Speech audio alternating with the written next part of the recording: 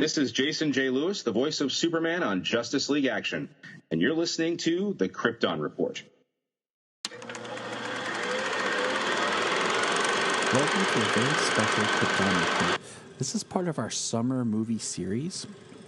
And what we thought about doing was, since it's Batman's 80th anniversary, we thought, hey, what better way to celebrate Batman's 80th anniversary than just review Batman films as our summer movie series? And along with that, we decided to do films focusing on the Joker, leading up to the upcoming Joker film in October. So to kick off this, we were going to do Batman 66, which is coming. We just kind of got really excited because it's the 30th anniversary of Batman 89. So what I did was called upon the great James Cole, as you all know and love, and Bryan, who you had heard on the Shazam review. And we kind of had a little bit of technical difficulties getting started with our intro, so I'm recording this special intro. But now we're going to start with us chit-chatting and prepping to do our Batman 89 commentary. So I'm nestled in my little fort here in the Cave of Solitude to celebrate Batman. I'm wrapped in my Batman blanket that my grandmother made me. Rest in peace, Mama. And I have my Batman water bottle so that if I get thirsty during our conversation. Oh, so you have all of your Warner Brothers merchandise, like your Warner Brothers ball cap and... I don't have my Warner Brothers ball cap. And I'm mad that I'm about to watch this movie without seeing Daffy Duck and Bugs Bunny tell me to get a Warner Brothers ball cap. But right, you can't watch a that. Warner Brothers movie without a Warner Brothers ball cap. Now, for those who are wondering what we're talking about, it was a commercial that was put on the VHS home release of Batman the movie. So we're talking about Batman 89, starring Jack Nicholson and Michael Keaton. And it's the 30th anniversary. And as of this recording, this week has been the 30th anniversary. This was supposed to be our second episode of our summer movie series, but life happens. I got a house full of in-laws that are staying here, and we decided we just wanted to do this one, and we'll go back and do Batman 66 movie conversation. But we're going to do a commentary for Batman 89 because we all are pumped to watch it. So I'm going to start with Bryan. Give me just a quick history, your history with this movie. What was the first kind of copy you owned of this? Do you remember when you saw it? Just kind of your little bit of history with this film. So this is my introduction to Batman. Like I think I said in the last Shazam thing that my introduction to superheroes was Christopher Reeve's Superman. So my Aunt Carol, she showed me this movie. It was probably a little bit after I first saw Christopher Reeve's Superman. So I was about 4 years old, and I couldn't believe what I was watching. Here's a guy dressed up like a bat, fighting some clown. I didn't know what I was watching, but it was just unbelievable to me. Just seeing this dude with this cool car, the cool chick that was obsessed with bats, just Jack Nicholson just being this raving lunatic. And this movie has been probably my absolute favorite version of Batman. And I just can't wait to watch it again. Now, how old were you, Bryan, in 89? So I was born in September of 86. So this movie came out, so I would have been about 2 when this movie came out, just about to turn 3. All right. Now, James, your turn. Well, I mean, Batman 89, how old was I, or my... All the above. All the above. Okay, well, in 1989, I was, at this time when the movie came out, I was 3 years old, going to be 4 in a month. So... What a geezer. So, I mean, my introduction to Batman was the Adam West show. I mean, basically, I don't remember a time I didn't know Batman. You know, I like that quote. Yeah. I like that quote. Yeah, I don't. I really don't. I really don't remember a time where I didn't know Batman, because I couldn't tell you where. I mean, I know I watched the Adam West series with my mom, with my grandparents. I mean, even with my dad, or at least places that my dad that I was with my dad, because I don't know, he never was really that much into this stuff. I can understand that. So yeah, I always knew Batman, and this was really early on. I had the VHS growing up. I watched it so much. I know that Daffy and Bugs commercial like the back of my hand. Watching this movie, I know the Diet Coke commercial like the back of my hand. Yes. From watching this movie. So yeah, I grew up on this Batman. Basically, there was beyond Adam West, there was never a Batman that, you know, wasn't brutal and, you know, didn't have as many moral quandaries as they appear to have today. No, I had the VHS tape too. I begged my mom to get it for me. And it was the one that it didn't have any words on the front, and you guys probably have this one too. No words on the front, just that Bat logo. Just the Bat logo. Yes. And on the back, it just had, I think it had like two pictures, and one was the iconic scene with Kim Basinger on Bruce or Batman's back, shooting the bat rope or the grappling, whatever. Like the zip line. Yes. Yeah. Yep. And what was the Joker just smiling in that medium shot? Now, hold on, boys. Gosh. Hold on. In 1989, at this time, I was 4. So, what I'm trying to get is, none of us saw this in theaters in the original run. Not that I remember. No. And what I remember about this film is, it's one of those, I remember it being around. I don't remember the first time I saw it. I remember my dad had a Joker t-shirt for this movie, because it wasn't of Jack Nicholson, but it was just Joker, because all this Batman merchandise was out. I remember getting a Batman dress up kit for my birthday. But Heck yeah. But like most kids, my first introduction to the character was the Adam West show, I think. Because I just remember Batman always kind of being there. And it was this movie and the Adam West show. But I really have strong memories when Return to the Animated Series came out. But this time, understandable. I just remember it being there, and I think my parents own this on Betamax. Wow. Yeah. I think they had this on Betamax first, and then we had to buy it on VHS. So I'm young. I'm a little younger than you geezers.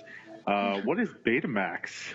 Dude, you're a year younger. That's not even, by this time in our life, we're not 15. I'm just kidding. I know what Betamax is. We're not like when we were 16, you're like, dude. I was going to say Betamax was old when we were this young. Yes. Betamax was old when we were born. Yeah. Do they still make DVDs now? I don't even know. Yeah. Yes, they still make DVDs. I haven't purchased one in God knows how long, but hey, Brian. Yes. Hey, Brian. What happens when the internet goes out and you can't watch anything? You know what happens? You just sit at home and stare at a wall. You know what James and I do? Put in our pop in a Blu-ray or a DVD and. Well, see, guys. I understand your argument, and I am completely for your argument. Your argument is a bit of my argument, but before I got married, I had, oh my gosh, I had like a whole entire wall of DVDs and superhero stuff, and I had to make a compromise because we were moving into a very small apartment, and Maybe you so made the the wrong compromise was that little by little, Yeah, I would I agree. what's that? Maybe you made the You wrong made the choice. wrong choice. I should have just said no. No, you made the right choice. All right. But I've been collecting my movies and DVDs since I was 15 years old. I still have some of the first DVDs that I ever got when I was 15 years old, and I still do it today. The rate has slowed down significantly since I had children, but I still do. I will say that I had a large DVD collection, And they go with me everywhere. And then I sold them for recording money because I needed extra money to record. But that's a whole nother story, so I've had to rebuild up my collection. But real quick, Bryan, how are you watching the movie today? So I'm watching it using the internet. That is faster than yours, Tyler. Yep. And so I'm watching it on DC Universe on my Apple TV. So I do want to say it is awesome. So if anyone's listening and has DC Universe, it would just be great to kind of, listen to this and watch the film. So, all right, James, how are you watching? Watch along with us. I am actually watching it on my 2-disc special edition anthology DVD set. And I have not upgraded to Blu-ray or 4K yet, and now that Batman is out on 4K, I might as well just wait for the upgrade till I get 4K player and TV, and then I will get the Batman anthology in 4K. Did they release all of them together? I can't remember because I do not know. Yeah. I would assume. Yes. Okay. So a couple weeks ago, they released them all in a big set. Yeah. I'm watching it on the anthology on the Blu-ray release. It's actually the Canadian Blu-rays, which are pretty dope. That's what was on sale at Amazon when I bought them. All it has is just the different packaging and like rating labels. But does the cover say Batman? Nope. Batman, eh? I will say, if you do not have the anthology series, it's great because there's a 4-part documentary about just Batman the movies, like all 4 of them. It's broken up for each film of the anthology series, and it's a really great documentary just to watch about where it all started and came to. But, yeah, it's pretty cool. It's been a while since I watched that. We are all geared up, so if you want to dial in with us, if you're on DC Universe, it starts a little bit different. It starts with the clouds, and that scene is at about 11 seconds in if you're on a DVD or Blu-ray. So I got to ask one last question. Yep. One last question before we get going. What is it going? So all 3 of us said we don't remember when we didn't have Batman. So I got to ask you guys, like, were you guys like me where you saw that 66 Batman and then you saw this and you were like, whoa, I think I like this better than 66 Batman? Or were you like, I don't really care. I love all Batman. Because for me, I saw this and I'm like, 66 Batman? Yeah, it's good for laughs, but I'm going to stick with this Batman. I preferred this Batman, but I watched any Batman that came on 66 on TV. I watched it. Yeah, you're darn right you did. It was kind of like I just remember liking it all because this was like, oh, this is my Batman, but it was like the one movie, and FX when it like first started, I remember all they had was like 66 Batman on. Oh gosh, I missed that FX. So when I would get home from school, you had 66 Batman, you had Green Hornet, you had the Greatest American Hero, and you had Wonder Woman. Yep. And then the only thing you could buy for home viewing for 66 for other Batman up until Returns was the Batman 66 the movie. Because that was the only thing they released on home. So we didn't have a whole lot to really choose from. We just enjoyed having Batman. But we'll save some of these conversations as we start. Now, are you guys all ready? Yeah. Hold yeah, on. well, me and make sure it doesn't skip the intro here on DC Universe. me and Tyler at about 11 seconds with the clouds. We figured all this out before we hit record, where we should all be lined up at. Okay, we're on the clouds. I am ready if you are ready. All right, I am ready. I'm going to count 1, 2, 3, then hit play. Ready? 1, 2, 3, play. Booyah. All right, Warner Brothers Presents is where I'm at. Yep, Jack Nicholson Yep. descending into the bat symbol. So I will say I am interested in the 4K release of this film just because the 4K has a remastered soundtrack. And like this film is kind of notorious for using very like classic stock sound effects.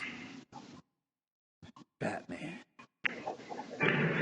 So, I'm curious about the 4K. Sorry, are you guys seeing the word Batman? Yep. Seeing DC Comics Inc. Okay. Robert Wall, I guess I'm a few seconds behind you Pat because. Hingle. Okay, I just saw Robert Wall. I guess it's because it really wants me to skip this intro, and I don't want to. And okay, I'm seeing Billy D. Williams. You're like one name behind us. Yeah, Jack Palance. Michael Koff, probably the greatest guy ever to play a live-action Alfred. We'll get there. We'll get there in that conversation. 'Cause right now, I want us all to get caught up. So, Brian, you're not making a really good argument for that streaming of the movie. Look, here's the thing, Tyler. Shut your hole. I will admit, we hit play and ours just went like right into it.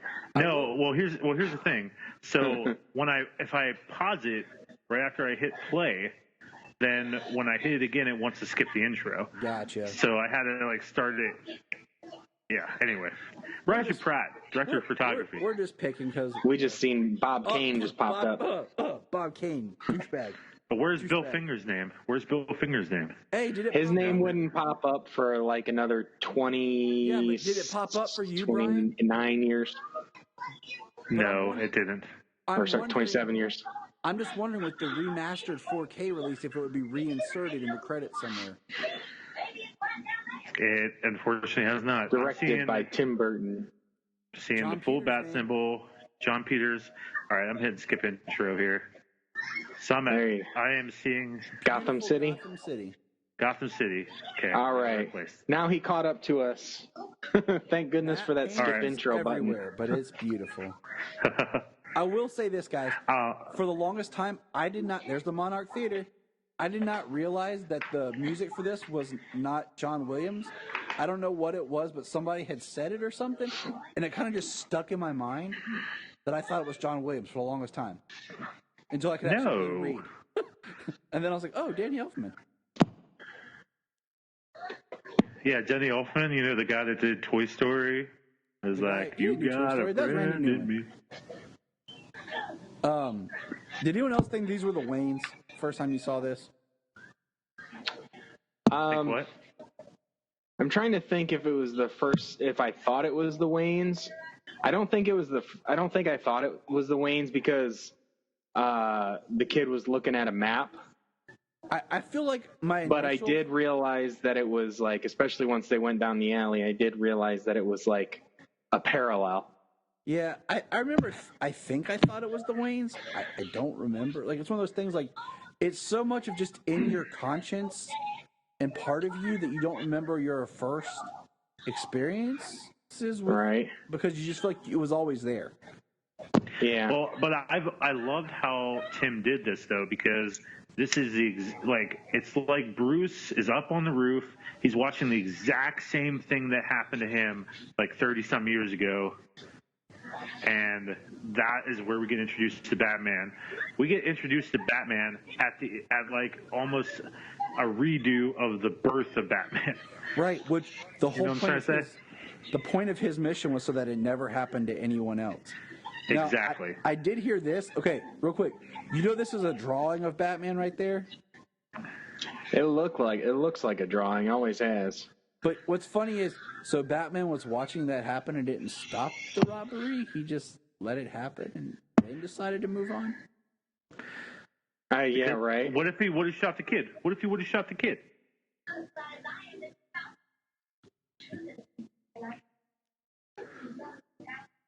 Good old. These guys. So just to make sure we're on the right spot, you're seeing, I don't know, whatever happened to Johnny Gobbs? Yeah. Okay. No big loss, no man. No big loss. Ain't what I heard. Ain't what I heard at all. I heard that the bat got him. Oh man. This guy. It's funny how these guys look like chili coffee residents here sometimes. Oh, I love it. I love how it's silhouetted. His descendant. Oh my gosh. For me, it doesn't get any better than that right there. Him just coming down slowly. Yeah, definitely in the Tim Burton movie here, especially with the limited the limited movement, the limited range of movement that Keaton had and the stunt double had in the suit.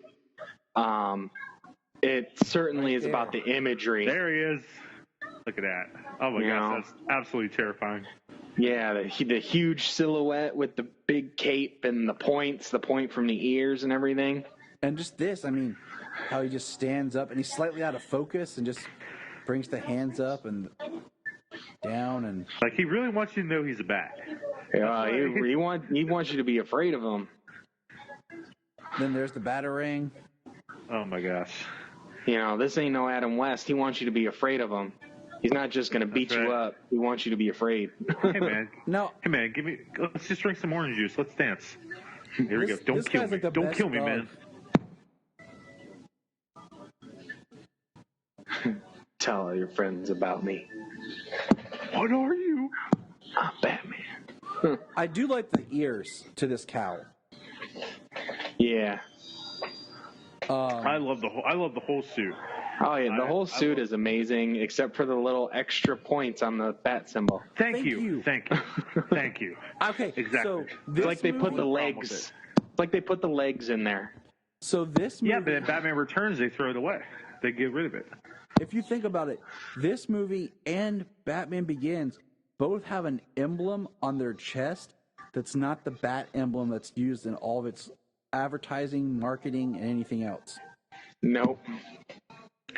Now, do you know about his boots that he wore? No, what about them? They were black? They were Nike cross trainers with like something special over top to look. Oh, really? Like. I did not know that.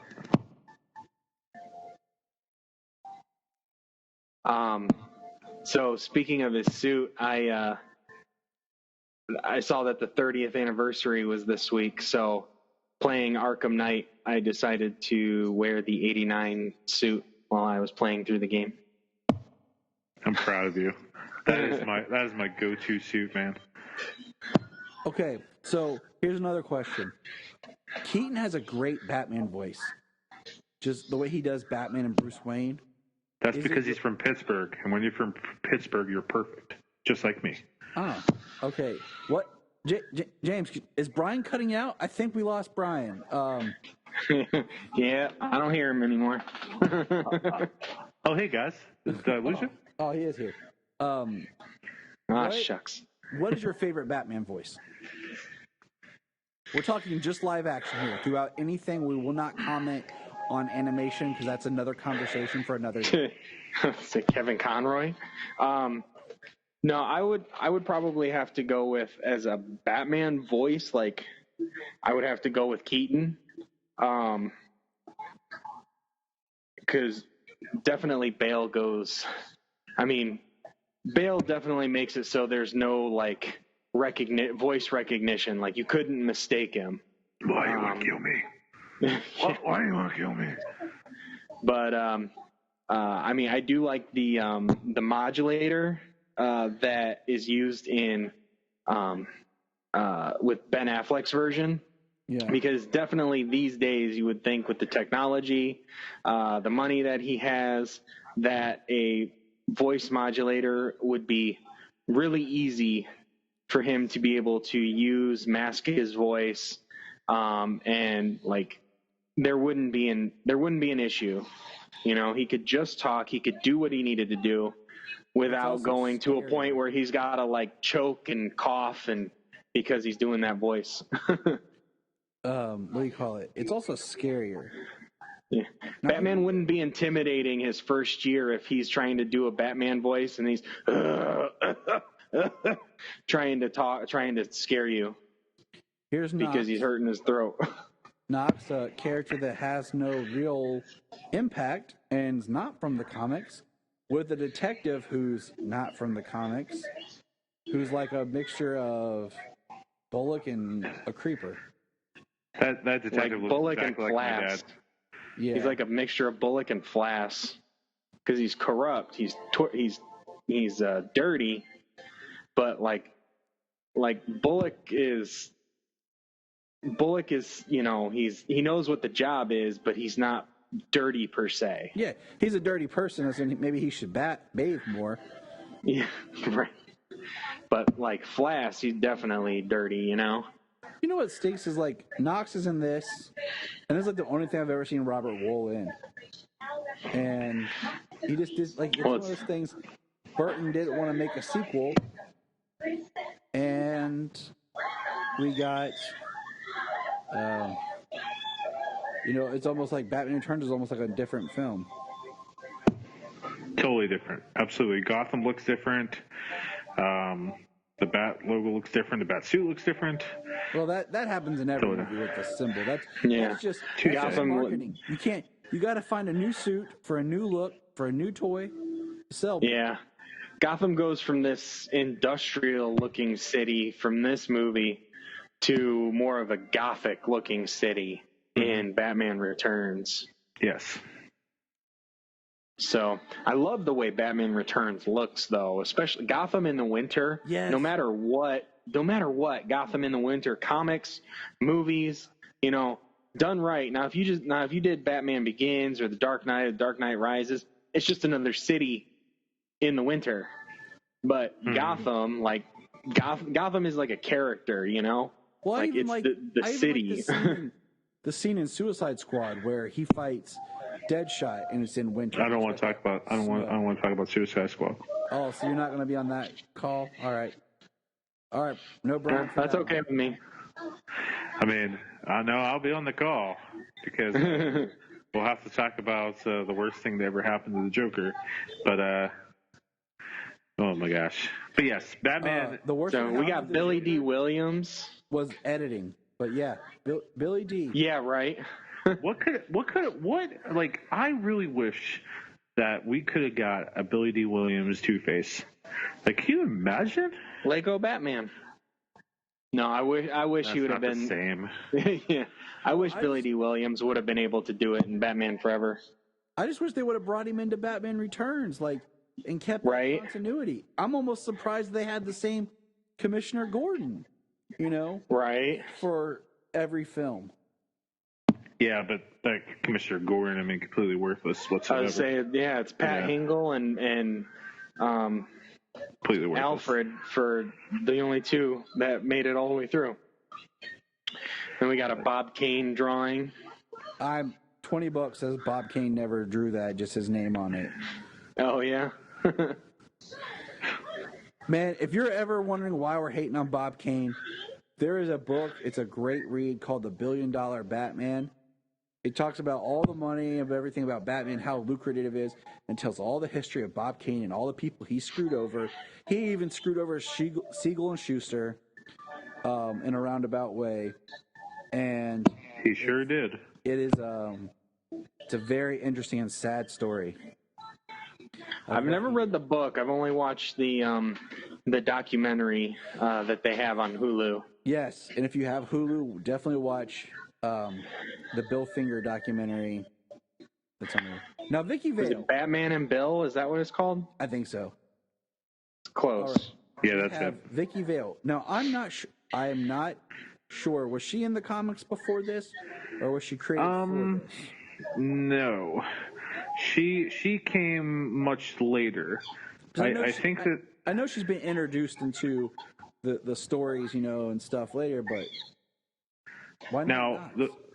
Now the first girlfriend that Batman ever had in the comics was that Julie. Oh gosh, I forget her last name, Madison? but she was brought into Batman and Robin. Yep. With George Clooney. That's the thing, is like Batman's never has, like, if you say, you know, the Flash and Iris or Lois and Clark or even Arthur and Mara, but Batman doesn't have that definitive woman next to him. Some people Vicky Vale. Yes, Vicky Vale, created by Bob Kane and Bill Finger. The character debuted in Batman number 49, October 1948. All right, no, Bryan, look up Julie Madison. Go. Oh, you're gonna make me have to do some research here. Did you say Vicky Vale was introduced in Batman 49? Is that what you said? October 1948. Okay. My gosh, I mean, I like to consider myself a bit of a Batman historian here. Flabbergasted. I can't even talk. Happy to be here. Here's something real quick. We have not talked about this yet, guys. But she first appeared Nicholson, Jack Nicholson is in here as Jack Napier, who will soon be the Joker. Now, how do you feel that he's already wearing his purple suit? Like, you know, I heard somebody say, talking about this film, that, you know, the Joker wasn't much different than how Jack already was. Well, he was definitely more reserved before he became the Joker, for sure. Just because his style may not have gone out the window. Yeah. So, side note, before we start talking about my favorite character in like ever, Julie Madison was introduced in Batman and Detective Comics number 31. She was created by Gardner Fox, Bob Kane, and Sheldon Moldoff. And so just a few issues into Batman. All right, hold on. Now I'll look up one.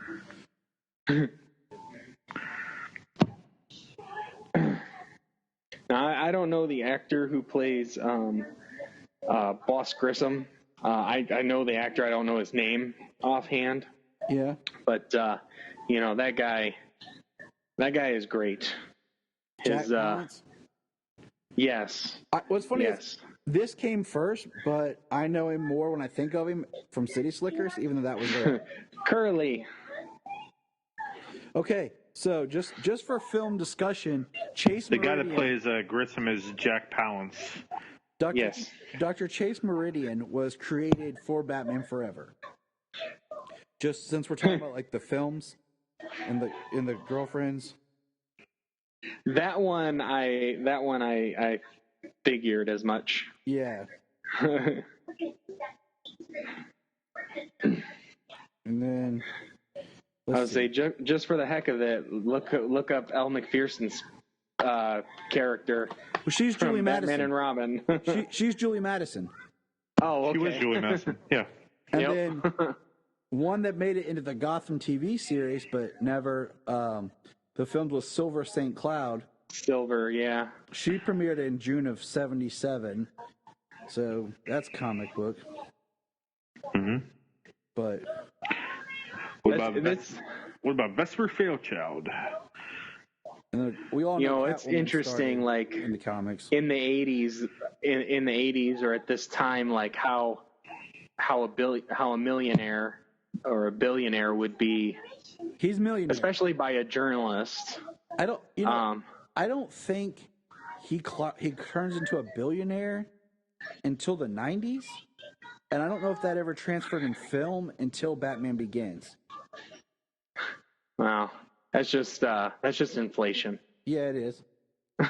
Probably when we're old, he'll be trillionaire Bruce Wayne. Yeah. Because $1 million, what'll that get you? Not much. At that point. But it's still interesting that a millionaire, like the richest guy in Gotham, that the journalist wouldn't know who he was. Oh, like how Clark Kent didn't know who he was in Batman vs. Superman? Yeah, but I don't know. I mean, even then, like, there's a lot of rich people who live in big cities. Do you know all of them? Like, even I mean, he did approach him, Bruce Wayne, to ask him a question. So, but this is a I great. mean, I'm trying to think offhand if in Batman versus Superman. Oh yeah, as he's getting out of the car. Yeah. Yep. Who's that? If someone said, Tyler, who's a billionaire? I'd be like, Bill Gates.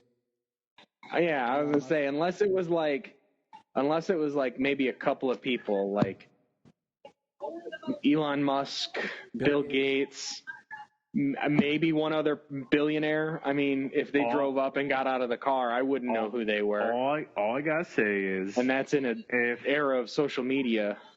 If Clark Kent is investigating Gotham and into this Batman situation, somewhere in that investigation, that name Bruce Wayne would have popped up. That's all I'm saying. Well, how far is his investigation? A day? 2? Hey, look, this is a great scene. This is Superman. Because it has one of my favorite lines. We're not talking about Batman. 89. Check this out. This being King of the Wicker People. I don't know why. That's a pretty wild one. As a kid. Yeah, okay, back to this movie. What's important? I always loved this room because I bought it in Japan. Japan. All right, who are you? Bruce Wayne. Are you sure?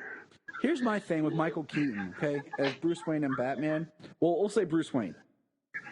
I like him, but I don't know if I like his Bruce Wayne. But I like him and what he's doing, if that makes sense. It's like, man, I really like you. I don't really know if you're the character, but I just really like you. You know what? Kind of thinking about it, I'd heard that before. How his Bruce Wayne is like an introvert. He's socially awkward. Yeah. He would have spent a lot of time reserved. He wouldn't have developed his like playboy persona like right off the bat. You know what I mean? I think that I agree. I think we're in a time. I think we're in a time where he's really trying to figure out who he is and how he's going to balance this. Yeah, he knows he's Batman, but he also has to be Bruce Wayne and have somewhat of a public face. See, I've always thought of Batman and Bruce Wayne as like when he came back to Gotham, he had already like, I don't know if I read this in a comic or if I just heard it, thought of it, or created it myself. I don't know. But kind of like he created the character of Bruce Wayne. He had studied acting, and had, personified the Batman character and also created the Bruce Wayne character. So when he came back, he knew how to act in both senses. But yeah, that certainly. But it's also hard because I wasn't reading Batman comics at this time. I'm well versed in the comics since, now you should have been before then. But, at that time, and I feel like, and we'll get into this one with the Joker as we progress. It's not a bad version. There's nothing wrong with it. I love how he's got the security all over his house. I always loved how those cameras look. Like how those little TVs look. Yeah. With VHS. His Bat computer is so cool in this. Now, did you? I love this Batcave. Did either of you have any of the toys? Like, we know the toys came kind of later, but did anybody have any toys from this? Well, I'm trying to think. I know I had some older Batman toys. I don't know how much I had. I know I had the Batman. I'm pretty sure the Batman Returns, the Batman glider. Okay, hold on. You said the R word. We're just talking this one. You said the Returns. Yeah. Because that's a whole nother story. So, but with this one, like, I had the. Well, I was going into most of the toys I know that I had were from Forever and Batman and Robin. Yeah, me too. So, but I had one. But that's what those movies were made for. I had one toy from this, and it was because they like repackaged some of the superhero, what are they called, the super figures. They like repainted and repackaged them with like box cards and stuff for this movie, but it was a black Batman, and his belt, he had the yellow belt. His whole belt came off like a grappler hook. That was the only toy I had from this, other than like the dress-up suit. You know what? Yep, that sounds familiar. That's the one I had. It had like the front buckle would reach out and be able to grapple him. I had that one, and then I also did have the Jack Nicholson Joker, and it was like in a full suit with a top hat and stuff. Here we go. Yes. Now, isn't it interesting though in this that it's Access Chemicals? Oh yeah. Yeah, that's what I. To me, it was always Access Chemicals until I saw that it was Ace Chemicals because of this movie. Yeah. Yeah, I never thought of that, Access Chemicals. I never thought of that until now.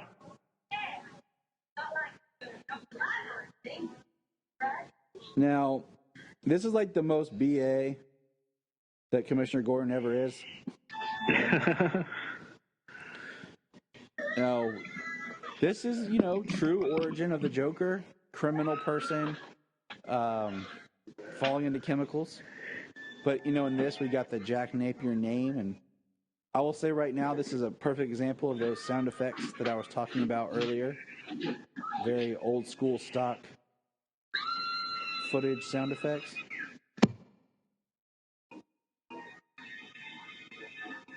And there's Batman. So I love like that scene right I can't even talk. that angle right there with him swooping down, and like you get this big giant close up of the symbol and the face, like it's pretty sweet. I don't know, it's just good. Like Batman looks so good in this, like but the ears are the right height. I will agree. Suit just looks awesome. I do see and feel though in this, like as I've gotten older, I do recognize how short Michael Keaton is. Yeah, he's not buff at all. Like, so one thing that has always bugged me about Michael Keaton's Batman is that he just, like, you look at Bruce and you're like, and maybe that's a good thing, but you look at Bruce and you're like, there's no way that guy's Batman. I mean, he's too skinny, he's too short. It's just not believable that, like, that guy could whoop your butt. Here we go. Boom. Best Batman punch ever. But when you see him in the suit, like, I mean, it looks good. It looks fine. He does flip his cape around a lot. He does. But he doesn't have a lot of mobility. Yeah, it's one of those things like you don't have a lot to do, so you're doing what you can. Mm-hmm. Now, okay, let's talk about the Joker here a little bit. Because we're getting pretty close. Robinson. What's that? Created by Bill Finger and Jerry Robinson. Yes. Also, the idea for the Joker came from the movie. Anybody?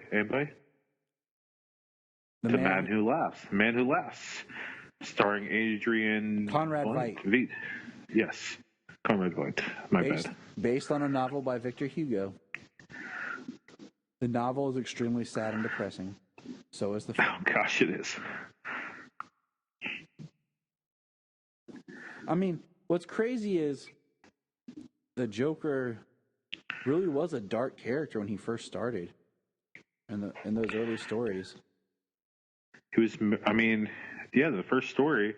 Now, the first story was actually adapted into The Dark Knight a little bit with him killing all these officials and you not knowing how the death is coming. So that one death with the commissioner, whatever, drinking the drink, like that was from that original Joker story, actually. Eckhart reminds me of my ex-brother-in-law. Now, okay, no, we gotta bring this up here. Okay. Like when they're doing these close-ups here of Michael Keaton Batman, like his eyes are looking very weird. Like when they do him swooping down, his face looks totally different than it does here. Here we go. And the Joker's falling. Splash. We got a great shot. Like, I love the idea of like how his face got jacked up for the ricochet. Yes. Yeah, that's what I had thought. I can't remember when I had thought that, but that part of the reason his face was the way it wasn't just from falling in the acid. It was because of the ricochet from his own bullet.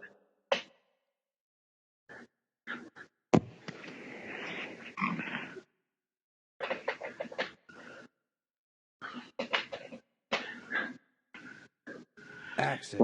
And there's Batman. Like, where did he go? And did they not try and get a roof access or anything? How did the Joker go and?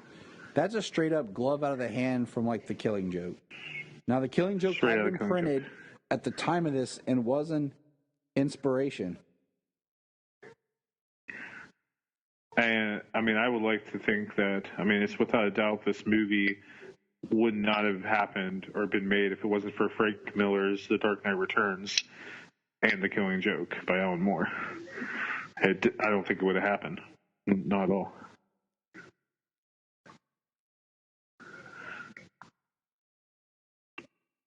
Wayne, oh come on, that guy's a stiff. I see. If I were to do a new Batman movie, I definitely would bring back Knox in some form. I just like that character Knox so bad. When he gives that line, they say he can't be killed. They say he drinks blood. I'm surprised he hasn't been brought in the comics yet. Yeah. Yeah, he hasn't been brought in the comics, has he? This is a very awkward home dinner date between Vicky and Bruce.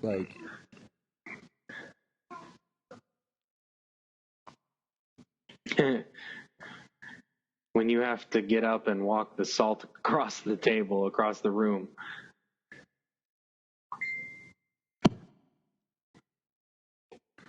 He just hits back down.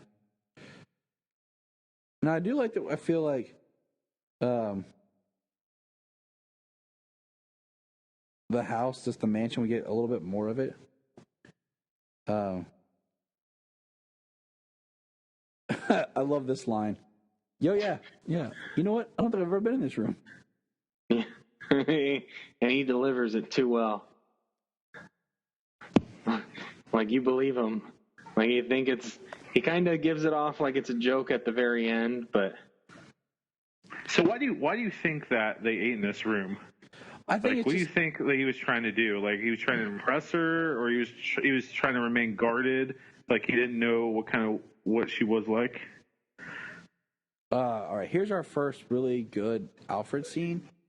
So I don't think there's ever been a bad Alfred. I don't know. Okay, Ian Abercrombie was a horrible Alfred. Okay. That was a bad Alfred. But which one was he in? I can't remember. Oh yeah, touche. That's right. But as far as film and even Gotham the TV series, I don't think there's ever been a bad Alfred. Yeah, but okay. But do you think Alfred should just be this guy that was just a friend of the family, was the butler, and he's just the father figure to Bruce? Or do you think Alfred needs to be this ex-Marine that is tough as nails and all this stuff? I think I like both versions, honestly. I like both versions. I do like the butler father figure version, but I do feel that to be able to take care of Bruce, because he can't go to the hospital for his injuries that he sustains on the job. I feel to be able to be with him, he has to have the past. Now, does it have to be super spy past, or was it just military medic? You know what I mean? He spent maybe some time in the military, but he's not this badass super spy, but he has medical training to be able to take care of Bruce, because he does he does deal with a lot of stuff, but they've also over the years had to bring in other people when his injuries were more severe and he needed real surgeries and stuff. Thomas Elliott, Lisa Tompkins. Mm-hmm. Now, for me, I think it's important. I think the Alfred character works better when he has that military pass because it makes the relationship more believable. Because you can't just have, like, it makes Alfred more useful than just this guy that's just there to be like, your father wouldn't want to swallow you or something like that. Real quick, Alfred first appeared April 1943 in Batman number 16, created by Alfred. Okay, so Alfred Beagle is Don Cameron and Bob Kane, and then as Alfred Pennyworth was Bill Finger and Jerry Robinson. That's right. So Alfred actually started off as, now I know this scene's iconic, so right here, the crease and the Joker there, but Alfred started out actually as a fat, bubbling idiot. Yep. And if you go into the comics, they were like, oh, we made a mistake here. We actually could get something going here.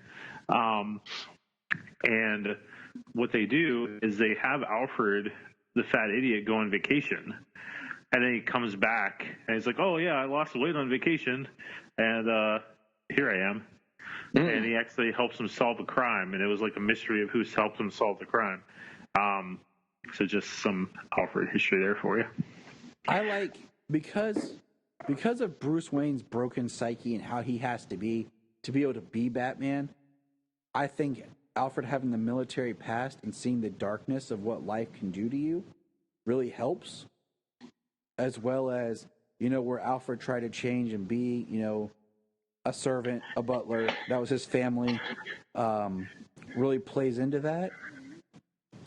I like the way that Jeff Johns did it in Batman Earth 1. Yeah. That was really good. That was definitely incorporated into the Gotham show. Absolutely. Yeah, Gotham, and probably what's going to be the Pennyworth show coming on Epix next month. Are you going to watch it? I'm going to try to. I'm going to see what's up. I'm not expecting it to be like Batman, Gotham in any way. I'm going to check it out. But I watched the trailer and it looked really good as like a espionage thriller type. So yeah. So that's interesting, but it's just the character. But the real question is that you, Sugar Bumps? Yes, it's me, Sugar Bumps. All right, so let's look at this scene here, guys. Like, this is the first time you see the iconic Jack Nicholson Joker, and he's like, you could see his white face like back in the shadow. Joker. I love Jack Palance's look on his face, like, what the? Yeah, it's really nice how, like, as he comes forward, like, his face lightens up just a little bit more. Like, you could just see the white all the way in the back. But as he gets closer, you can kind of see the grin coming through. And then he steps out of the shadow, and you see the white face and the green hair. And he pulls the hat off at the same time to reveal the full look. And I also love how he clearly kills him. But then he's like, you know what, I'm going to get extra shots in. And he just does this whole dance and jumping around and aiming like over the shoulder, under the armpit. Fantastic. That is Joker. I like that. That definitely shows some more. He's not a hit it and quit it. He's a cuddler. It's like, she wake? I don't know. He gets away at some point to sleep upside down. Well, I think he finally realized that, I'm at my house, so I can't really leave. And this scene has always made very little sense to me. Like what they were going for. Like, is he really trying to become a bat? It just doesn't make any sense to me. Was he working? I never liked. Yeah, I never liked that scene. I never did. I love this. Well, I would certainly think that as a trainer and stuff, knowledge of the body, I would certainly think, because they do decompression. Like, you can get an inversion table and hang yourself upside down to decompress your spine. Which I want one. I need to do that. They are amazing. I love them, and I am going to be getting one soon. Here we go. Hold on. Maybe I need to get one. Here we go. The way they get a load of me. Boop. Boop. Boop. Boop. All right. Question. What's amazing is that's just Jack Nicholson. Yeah. And I think it's not a character he's playing. It's just him. And I think that's somewhat of my issue. I feel like that's somewhat of my issue with the character. His version is because I see so much just Jack Nicholson. That it makes me just a little bit harder to discern. I see the Joker like it's almost like he is the Joker when you put the face paint on. Like, I don't discern like, oh, it's Jack Nicholson. Like, no, he's the Joker. Yeah, it doesn't detract for me. But it's just funny that because of his facial features and his mannerisms and the way his eyebrows move, the way his mouth moves, like, even to this day when he still gets that look, he still has that exact look. Let's not be too harsh on Jack Nicholson. He did a fantastic job. Oh, he did. I mean, it's not like, he didn't go all Heath Ledger here and change who exactly who he was. Yeah, any given day, I could take Jack Nicholson over Heath Ledger. Heath Ledger did an amazing job, but there is definitely, and I'm not saying like an origin story or anything, but there's a lot more character to Jack Nicholson's Joker than Heath Ledger. Heath Ledger did an amazing job, but there's more character in Jack Nicholson's performance. So, any day I could take Jack Nicholson over Heath Ledger, but I wouldn't detract from either's performance. And I will say this, and we'll get through this, and we'll talk about each Joker as each film we go through, but I think every Joker has brought something different and a different version, and I've liked every Joker. And me too. I will explain more of that as we go film by film, and we'll just leave it there. Oh, okay. I could talk about Joker all day. He's my favorite. I was say because, just on that note of every Joker, I like the meme where it's got all of the Jokers, where it's got Cesar Romero and he's the clown, where it's got Jack Nicholson and he's the gangster. It's got Heath Ledger and he's the anarchist, and Leto is the psychotic, the ICP wannabe. The psychotic, and then they've got Hamill's Joker, and it's Joker. Yeah. This used to freak me out as a kid. Gosh, this terrified me. The hand buzzer and he burns the guy. Yeah, like he fries him. Yeah, that did scare me as a kid. I will say that. I do like how this movie was so dark and serious, but yet now there's camp to it. Even as serious as they try to take it, it feels like there's camp to it. Well, it's just the brilliance of Jack Nicholson's Joker. That's just the brilliance of it. I always thought this was interesting, the fact that he's like wearing makeup, and like I was like, wow, he's got makeup on top of makeup. And then my dad was like, he's probably putting the makeup on when he moves the rag. And I was like, oh, yeah, that makes more sense.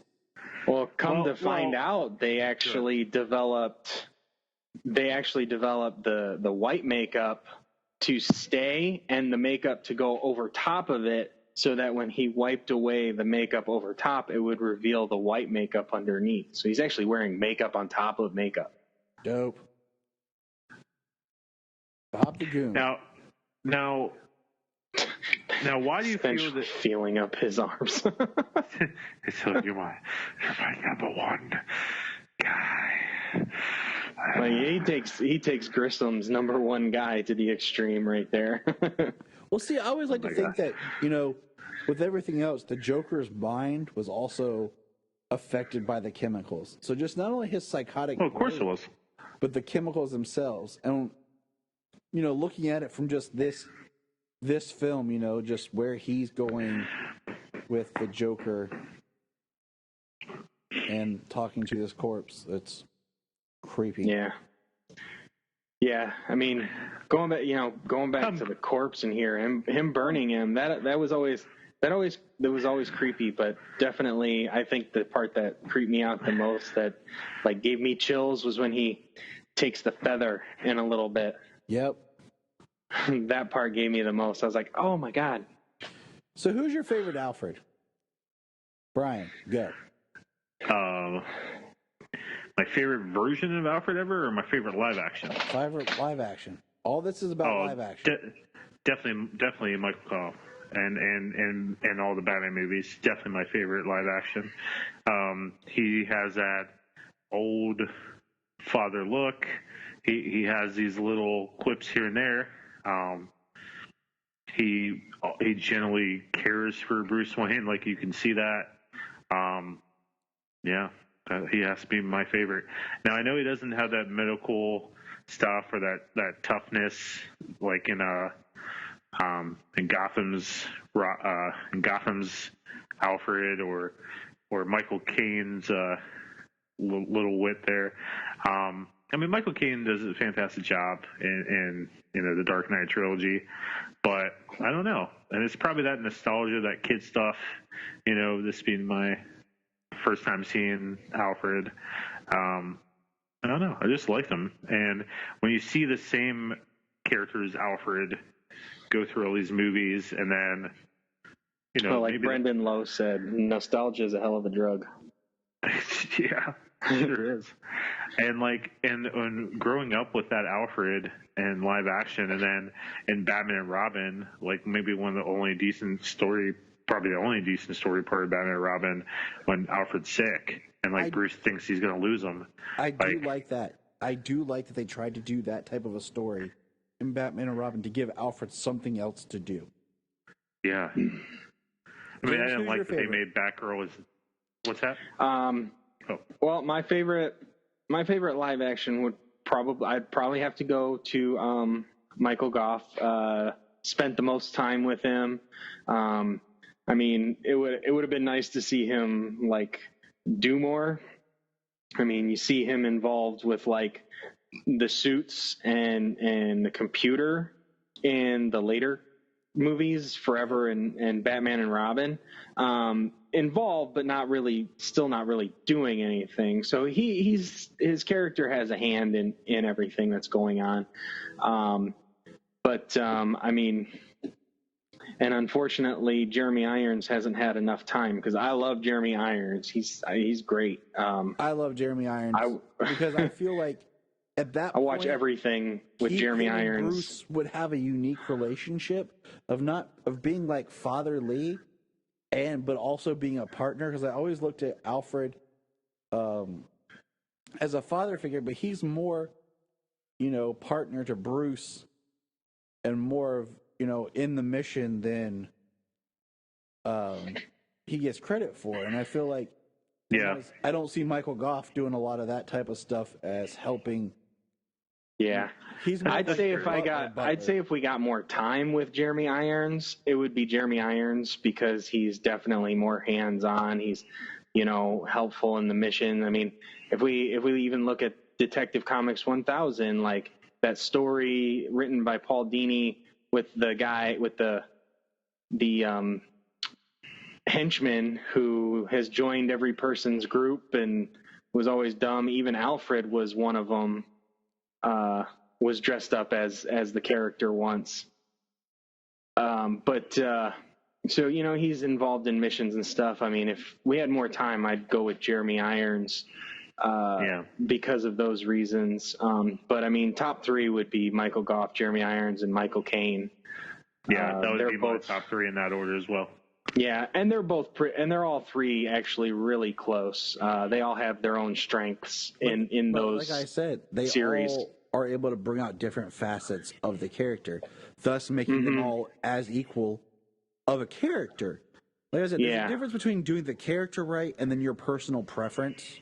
Exactly. And I feel like that's why I think every Alfred's a good Alfred, except Ian Abercrombie. Here you go, James. Time to pay the check. It's your uncle. It's your uncle. Right in the throat. Oh man, that just got me like. Yeah. When I was a It's kid, cringeworthy, isn't it? oh my like god! it sends a shot down from like your neck down your spine. I just love these large the pen is Gotham mightier than the crowds sword. in like Tim Burton's movie, and I like how they had to create like a reason in the story for not having extras. They're like, people are afraid. People are leaving town.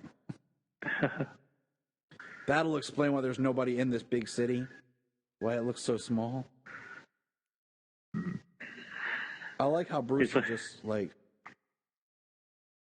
what the heck did I just see?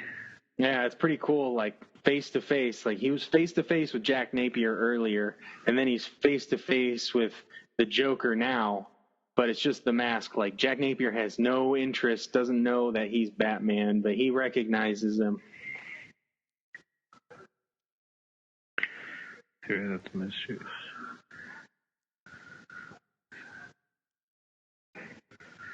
I love this scene. Love this scene. I love his underground lair here. what kind of Batman. Like he's got it decorated. Batman. Like he's Someone tell me what kind of world we live in when a man dressed up as a bat gets all my press. right. Just killed somebody in front of City Hall and shot up the place. And people are talking about the Batman sticker. This town needs an enema. I used to have that as a bumper sticker. See, Nice. that's why Joker. Alfred's the best right there. That's why Alfred's the best. He pours him a glass of water before he even asks. Boom. Best Alfred. He knows. I love this line. Alfred, why don't you marry her? Why doesn't he? That's Kim Basinger. I don't know why. We didn't get to comment on the 6 is good. Yeah, 6 Right. line. Oh, yes. And I mean, how many bottles in a case of wine? I mean, you're probably ranging anywhere from like 6 to 12 bottles probably per case. Right there. I found Jack Napier still alive. How do you feel about... All right, so this will probably take more time to talk. But how do you feel about the idea that it was Jack that killed the Waynes? Well, I wasn't going to start talking about that until this scene comes up. Well, I think we're going to talk. We'll be talking about it until it comes up. That's the thing is like, might as well kickstart it because I hate it. The movie's been out for 30 years. If you don't know it's coming, then touche. Yeah, I never liked that. I mean, as a kid, I mean, it made sense to me, but I as an adult, I don't like it. I think what makes the Joker such an amazing villain, I mean, the best villain ever, is that through all these, 80-some years, we never have fully known who he is and where he comes from. I mean, we've had theories of he's Bruce's half brother, or I'm sorry, he's a brother that supposedly, Martha had lost, but didn't really lose. That he's Bruce's half brother. That he's this comedian that failed. So many different theories, or that he's this immortal entity of chaos. So many different theories, but when you make him the one that killed Bruce's parents, I think you're really doing the Joker injustice. And I've always liked it that it was Joe Chill, and I like how they brought up. I think it was in DC Comics 1000 where they show that Bruce took the bullet that killed his parents and made it into the bat symbol, made it into that body armor. Gun, yeah. And I thought that was an amazing touch, and that was just great. But I mean, I see why Tim did it in this movie. He was trying for this full circle. Yeah. I made you, you made me thing. This creation, like evil creates good, good creates evil type thing. This duality thing. I understand it. But I still don't like it. I don't like it because, like you stated, I like the idea that it was random. There was nothing else behind it. It wasn't like, in some comics they tried to make it like there was a hit out on the Waynes. I like the randomness of Joe Chill and what that effect had. Well, I mean, not to interrupt you, but just randomness. I mean, it doesn't make it like a hit in this or anything. It still makes it a mugging, like a gangster like a young gangster committing a mugging. But yeah, but I mean, so it does kind of seem random, but it's just brings it back to the fact person. That he created Batman, and then years later, Batman created the Joker. Right. And that's the thing I don't like that they are linked like that, because then it means, well, in some ways, in some stories, Batman stopping the Joker should be the completion of the circle. But the point of, Joe Chill being just a criminal that gets, in some stories he never got caught, some he got away, some Batman never learned who it was. And that always kind of left it open for him. I think had a heavier impact.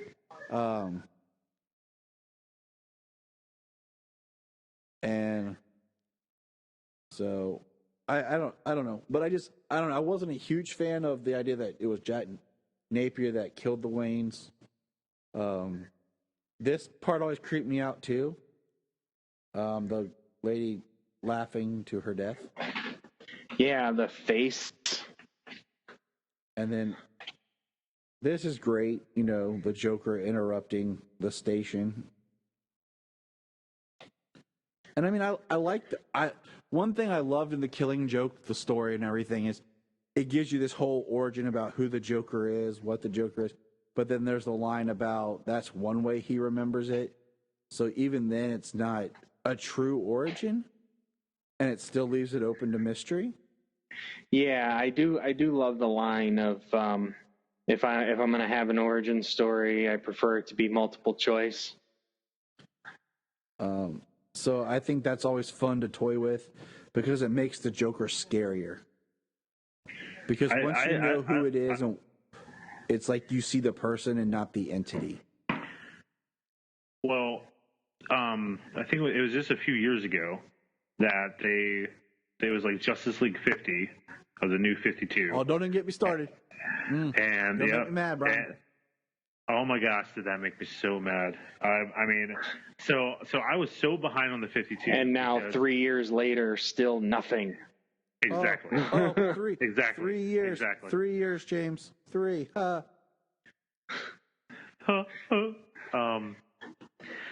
mean, I was so behind on comics because right about when I got married and we were like we did a lot of moving and stuff, for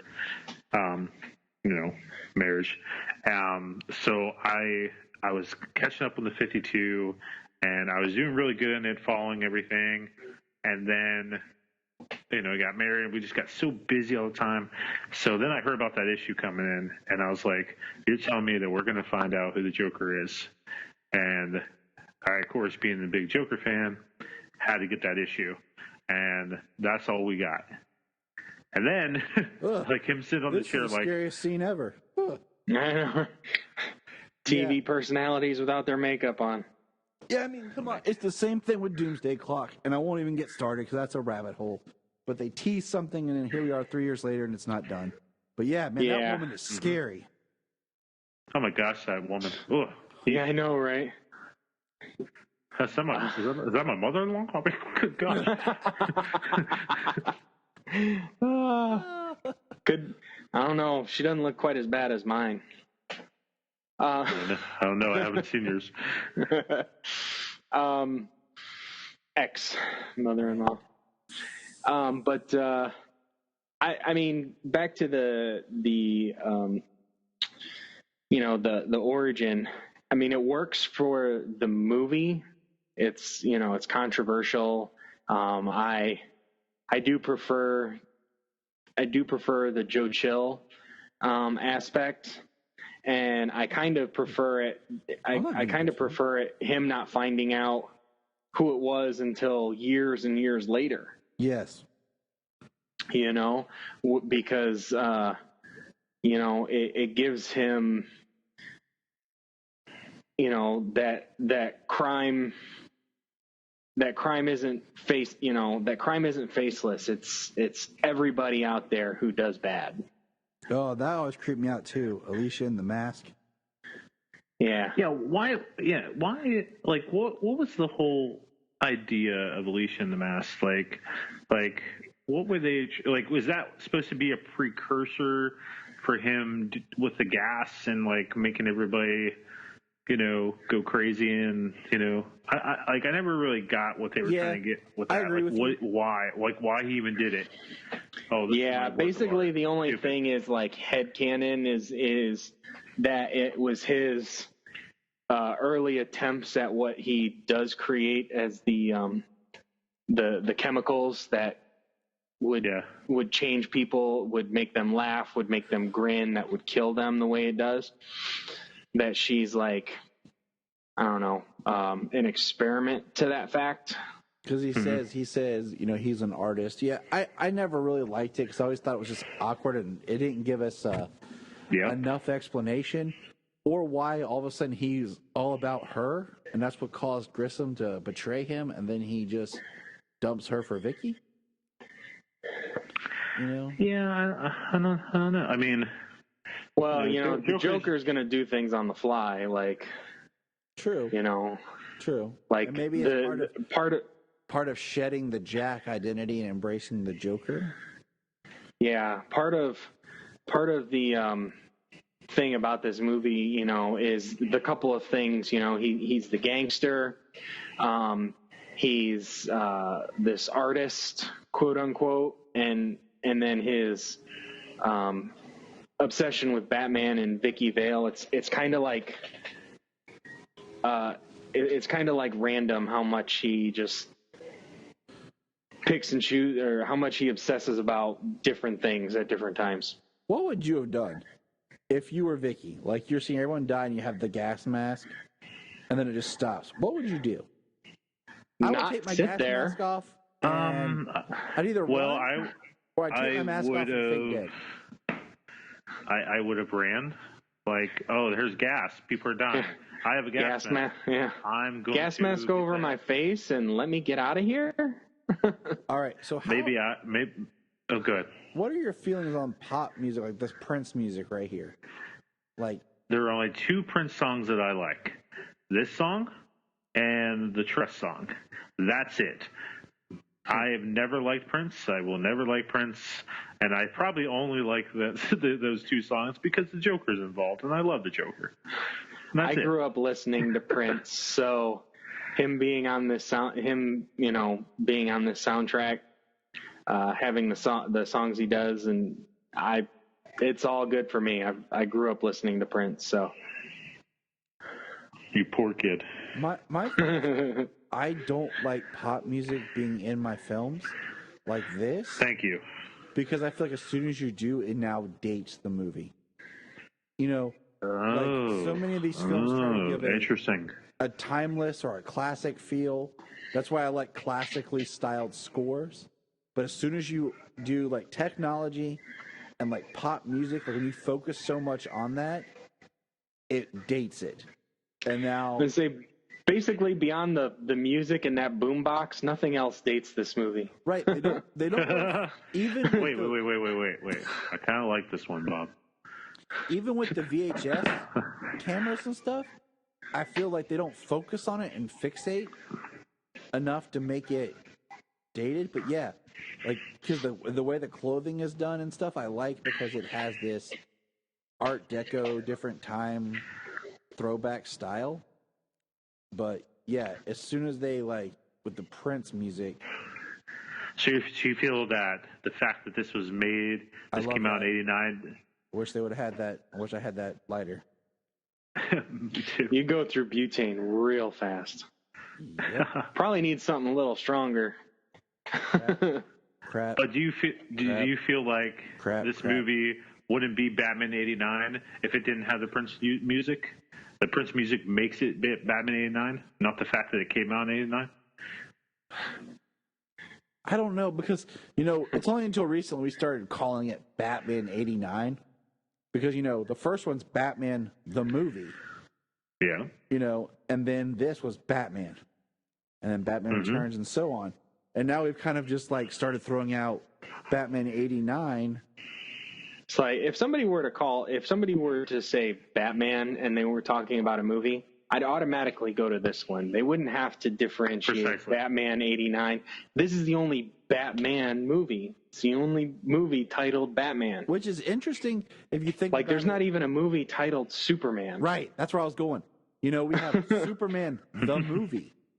But there's no movie called Superman, which whenever they reboot or whatever, that should be the title, just Superman. But anyways. I agree. Well, that should have been that should have been the third movie in the trilogy that me and you discussed when I first started. Should have been Man of Steel, Man of Tomorrow, Superman. I could get behind that. Bob. I could get behind that. Yeah. You know, just like Jack, you said I could watch you improve the painting. I wish it had been like The Dark Knight Rises, The Dark Knight, and then the last film been like Legend of the Dark Knight. Because it's so weird that it's Batman Begins, The Dark Knight. Ooh, The Dark Knight Rises. No, the third movie should be called Nightfall. That's what it should have been called. Right. It should have just been called Nightfall. Well, yeah, I mean, Batman Begins, The Dark Knight. It's not Nightfall. Nightfall. It's a mixture of Nightfall, And No Man's Dark Knight Land. Returns, and No Man's Land. I know. But I don't know. The Dark Knight Rises Begins. was just a horrible title for me. Batman's And Dark Knight and Dark Knight Rises influence from the Dark Knight Returns is very little. It is. It is. It's basically the retirement part because he's been Batman for a year and a half and then he retired for 8 years. I'm going to say this. The Dark Knight Returns, I think I respect for what it did to bring back Batman and help make this movie possible. And just the idea of a darker, serious Batman. But I do think it's an overhyped, overrated book. Yep, it is. I've said You're my right. piece, but You're right. I don't It have is the overrated. connection to it. Here we go. I still find it completely enjoyable to read, hold on, and I hold didn't on, read hold it on, for a hold on, long hold on. time. Hold on. Batman's here. And where does he get those wonderful toys? I mean, come on, guys. Hold on. Hold on.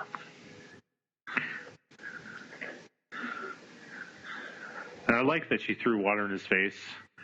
And never mind. I love that he throws the smoke back in to mask their getaway when they leave. Which one? Yeah, that's conspicuous. Oh my gosh, seeing this car for the first time. Oh my gosh. That's fantastic. This is my favorite Batmobile. Yeah. This and then 1966 is close second. Very, very close second. But there's just something about this Batmobile. I mean, Go on YouTube and watch Superpower Beatdown. In the very first episode, they race the 1989 Batmobile versus the 1966 Batmobile in a drag race. Ooh. I want to feel like I've seen that before or something like it. Like maybe it was an episode of Comic Book Men or something. Bat in the Sun, Superpower Beatdown is the first episode they did before they started doing character versus character battles. Well, I will have to watch it. Absolutely. Because oh my gosh.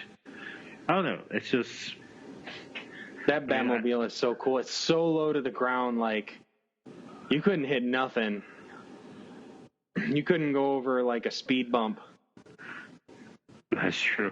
And with my fat butt, I mean, yeah, that car's not even moving when I get in. I like that it has a closed top. It is a two-seater. But this is my favorite Batmobile. My close second, I love the 66, as a practical, I could drive it around.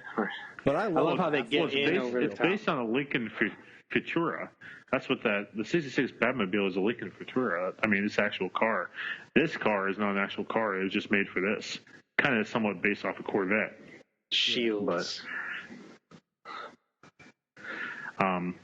I don't like how it looks with the shields. That's my only complaint. It looks weird. Well, it doesn't look like you can penetrate, that's for sure. Like I That's said, what she said. I like the Affleck Batmobile because I feel like somebody like took the idea of this one with the Tumbler and just blended them together. Mm-hmm. Because How much that you one weigh? just makes me feel like I could like drive over everything and hit anything and keep going. Like nothing would ever hurt me. Yeah. The Tumbler is just the Tumbler. Notice how we call it the Tumbler and never the Batmobile. Because I don't like that quote-unquote Batmobile. I never liked the Tumbler. Not whatsoever. That's not a Batmobile. It's a tank. It's stupid. I'm sorry. The end. I mean, I thought it was interesting. It's definitely not my favorite Batmobile, as it were. I mean, the fact that it didn't Why didn't they shoot go him in the into head? any type of production or anything like that, but anybody who was involved with the Got no wallet. everybody who was involved with like the development of it or the military contracting that never went through. I mean, anybody who knew of it would know that it came from Wayne Enterprises. Right, exactly. I mean, I know that they were trying to put in realism, like how he got the grappler and the body armor and like for spelunking and, the paragliding thing of the capes and all this stuff. And I understand, that a tank makes sense, but I don't know. I never really liked it. Right. Well, I mean, from the tank aspect, I mean, that could have kind of come from the idea from Batman Returns as well, whereas like the Batmobile in that, because they don't reference any other Batmobile or vehicle or anything besides the tank in that. And he says that Dick called that a Batmobile. So, I mean, the idea could be sound, True. Hey, do you think that kick to the face of the guy with the swords? Do you think the kick to the face was kind of like an Indiana Jones callback there?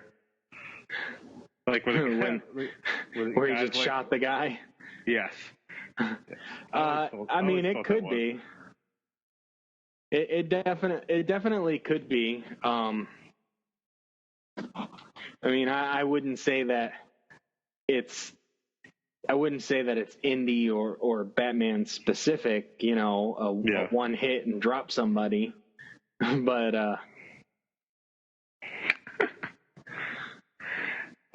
I love how he calls her out on her weight.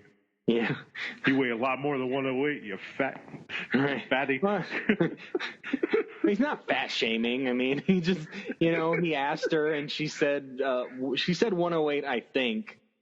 And he says, you weigh a little more than 108.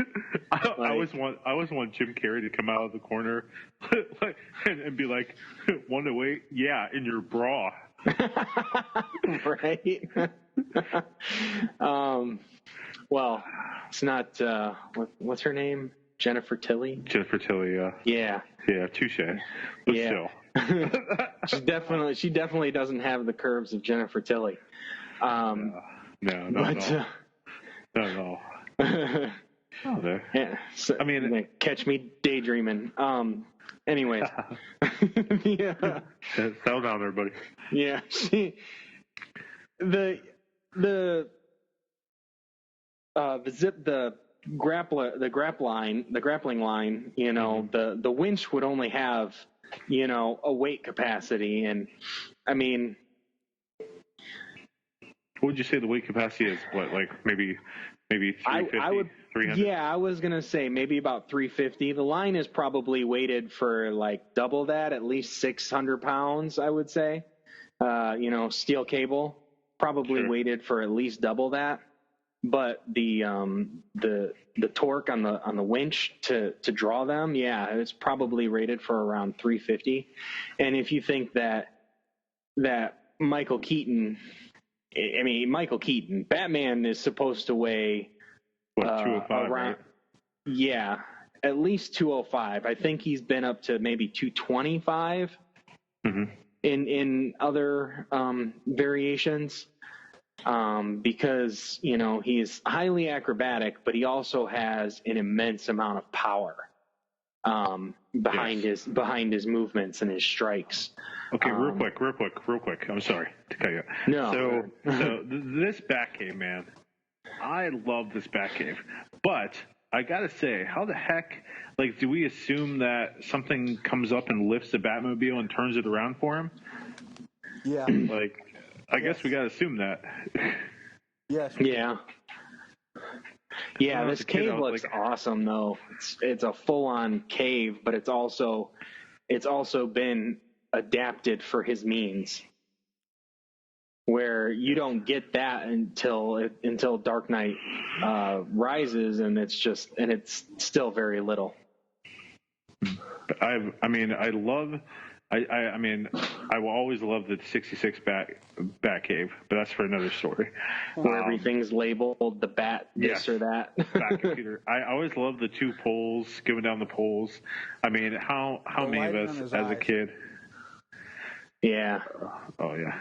Keeping his face in shadow, just showing the mask. A lot of people think you're as danger as a Joker. And then here you go again. What people?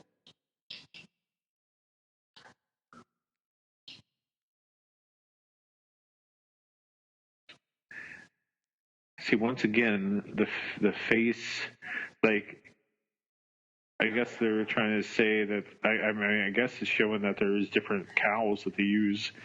But when they do close-up shots of his face, it looks really weird sometimes. The cowl is weird around his eyes. I think it's, you know, with the shadow and everything, it's still about the imagery in this movie, you know? Like, in a lot of Batman comics, especially after The Dark Knight Returns, I'm not sure about before that with the camp and stuff like that, but especially after The Dark Knight Returns, it's just the face in shadow, the white eyes and the ears and the cape. It's just the silhouette, you know, and in this movie, it's definitely all about the imagery of Batman. And at this time, they didn't have the white eyes. They didn't have the technology or anything. So you just have to light the eyes so you can just see the eyes. Yeah, that's another point. Yeah, you're right. They didn't go and give him these white eyes and stuff. I think the close-up that looks the best is probably Christian Bale's Batman. My favorite costume so far, my favorite bat suit so far, and cowl and all, is Ben Affleck's from BVS. The gray costume, the black symbol, even it being a large black symbol, I'm okay with that. And then even the short ears, like the varying lengths aren't incredibly important, you know, like depending on the artist or the costume, you know, the long ears look good, but the short ears looked very good on Ben Affleck's. I would do this. I would take Ben Affleck's BBS suit with the ears from this movie, and then the bat symbol from Batman Begins that you barely see on his costume. See, if you put all those together, no, I don't think it will work, man. If you put all those together and you put them in silhouette, you're looking at Jeff Loeb. What's the artist on The Long Halloween? That's what you're looking at right there. Tim Sale, yes. That's what you're looking at is Tim Sales. If you put the long ears on Ben Affleck's suit in the silhouette, that's exactly what you're looking at. That's exactly what you're looking at. So, have you guys wondered what's up with Bruce Wayne's glasses? Yeah, good point. Maybe he's just trying to be Clark Kent. I think he was just wearing them at the grave, and then this. He was wearing sunglasses in the alley, in the Batcave. So it's not like it's just reading. Like he's worn them a couple times. It's like, why? Somebody said a nearsighted Batman. I think he's farsighted. He can see far, but he needs him to read. I don't know. What's he wearing during the? What the heck's he wearing in the I can't even think. What the heck's he wearing in the bat suit? Contacts. Contact. Let me put in my bat contacts before I go out on patrol. There's something I have to tell you. I'm sorry. I'm Beetlejuice. I've always joked with Janine. I was like, if I was ever a superhero and I had to tell you, like, I was like the superhero, I would come to you as the superhero, do something showing off my abilities, and then pull my mask off. So much easier than trying to say, I'm Batman, as you're dressed as Bruce Wayne in the middle of the day. Push you down, tell you to shut up. Just listen to me. in a three-piece suit. Right. I like this how he has a hard time telling her, you know, like what was he trying to prepare going here to tell her this? Because that's his full intention to go, you know what I mean? So, but then when he gets there, it's like everything he could have ran through his head, and he still can't, like, I'm Batman. Yeah, like if he would have because he doesn't want to lose her as Batman. He doesn't want to lose her. Like, he has someone that has a relationship going, and he doesn't want to lose her. So he wants to choose his words wisely. Like, he's terrified, and he's got a little bit of a mullet going on. I'm Batman.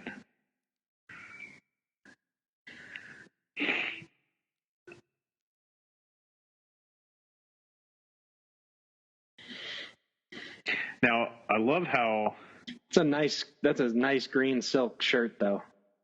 Yes, bet it's comfortable. I would bet rock it's that. comfortable. I would rock that suit. I love how this metal tray is amazing. Yeah. So the thing about this scene, I'd rock that suit with, like, the purple fur coat that Jared Leto wears. Oh yeah. I would definitely wear a shirt and coat. I would not wear those pants. Well, maybe he's got a golf game later on after he leaves here. So do you think it was Bruce's do you think it was Bruce's intention the whole time to get shot, and that's why he went and grabbed that right away? He was looking for something to protect himself because it was his whole entire intention to get shot.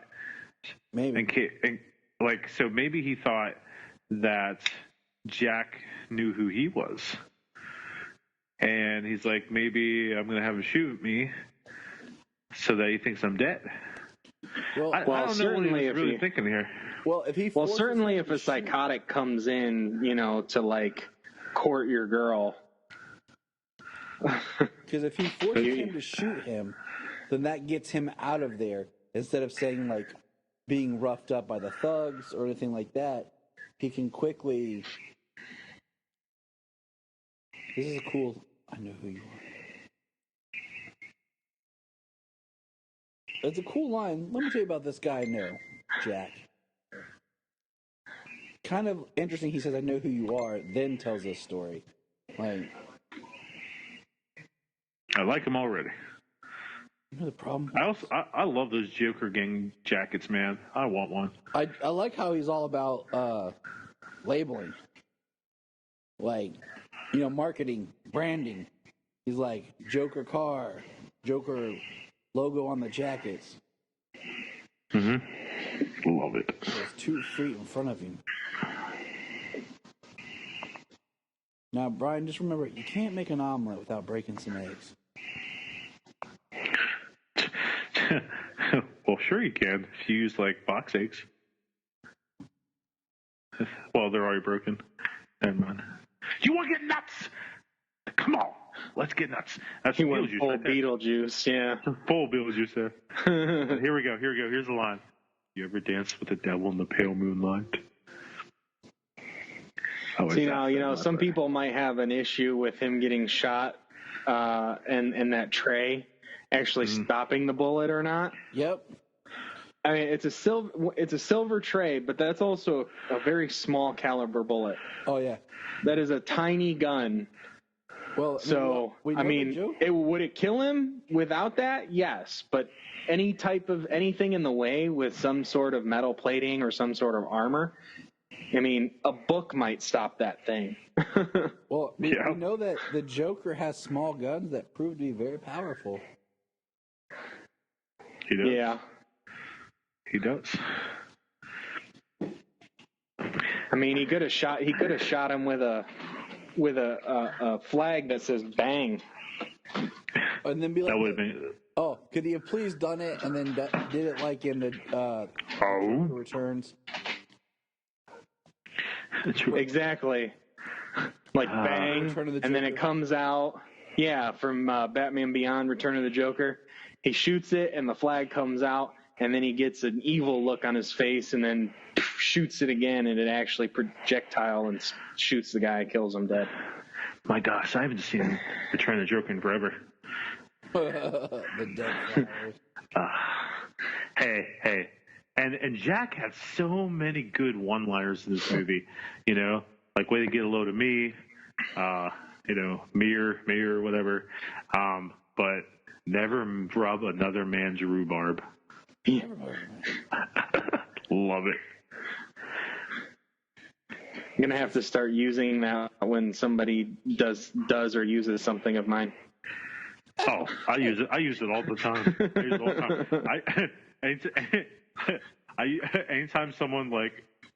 Anytime one of my friends like talks to my wife, I always like never rub it up his rhubarb. You're right. I do think it's interesting here that like Knox is from Gotham, supposedly, and he doesn't know about the Wayne's murder. Right. That's the thing. Like, you can understand anybody from outside of Gotham not particularly knowing, and especially in a little bit of an older time like this, not particularly knowing like the death of the Waynes or who the millionaire Bruce Wayne is of this city.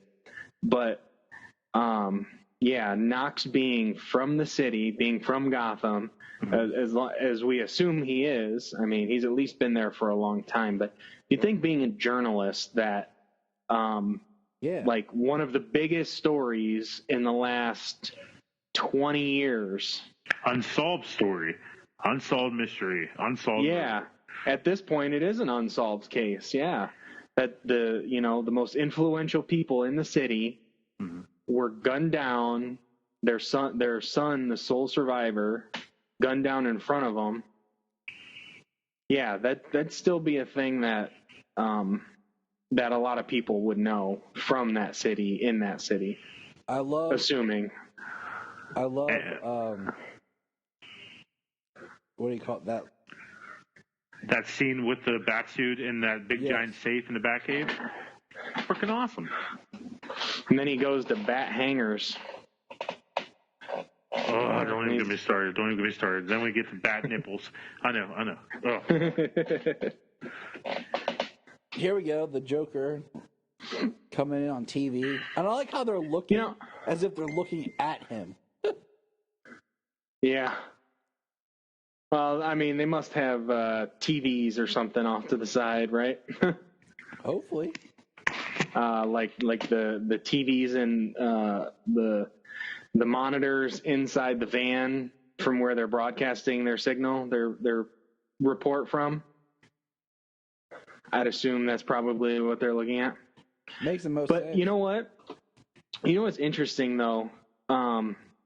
Like they do go into how intelligent that Jack is in this, how he's a very smart kid, adept in chemistry and other things like that. But when he hijacks the TV signal for one, both times, he takes it at a specific time as well. He takes the signal when the woman dies, when the woman's laughing and she dies. He hijacks the signal right after she dies. So like the plan was set up to make this person die on public television so he could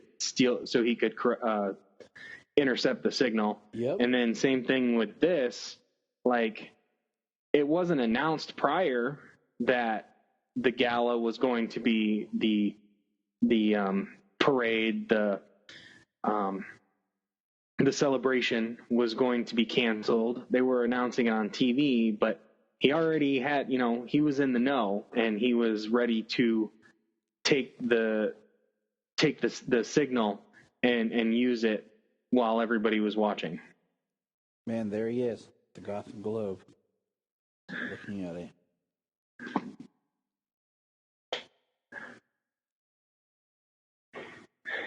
And I'd probably say maybe those earpieces date the movie, because I haven't seen earpieces like that in 20 years. Yeah.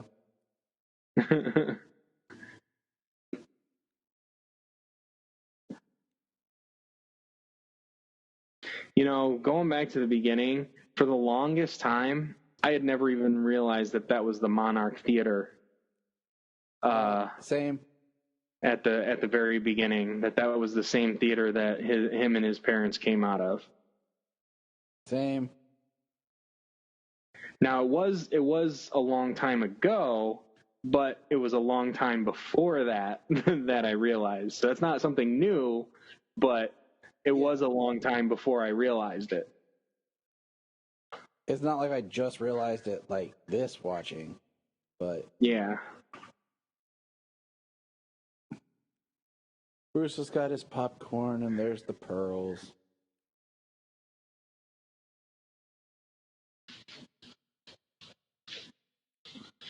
They're not even really in an alley. They're like on an open street.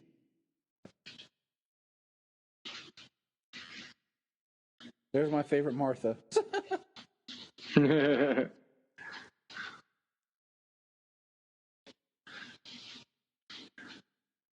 So, and then in this version, Thomas tries to fight back a little bit, Yeah. Tries to stop the guy from stealing her pearls. Not quite the fist clenched and going for the swing like Jeffrey Dean Morgan. Which is straight out of The Dark Knight Returns. Yeah, that's why I love the origin at the beginning of BVS, everybody's so like, they don't have to do it again. It's like they did it so fast. It was the opening of the movie, and it's a version that's never been done. Yeah, it's in a montage. It's a version that's never been done, and it's practically beat for beat what comes off of the page from The Dark Knight Returns. I mean, I feel like you don't have to do it again, but it really works. Like, just doing it quickly like that, because it sets the tone, because it could be, oh, snap. It could be somebody's first time, seeing Batman and learning. Yeah. Somebody's first Batman could be Ben Affleck. Somebody's first Batman was The Dark Knight Returns. Man, look at him wearing them, like, really 80s style Levi's. I would not picture Bruce Wayne in jeans. Like, to me, Bruce Wayne doesn't wear jeans. Right. Yeah, I wouldn't figure he even owns a pair. But I do like the look of him in a turtleneck, though. You may hear fireworks going off because they're shooting them off down on the corner. Man, somebody's celebrating Batman. Yeah. They're much more hardcore than we are. Apparently. We suck. We're just talking about this movie. They're shooting fireworks.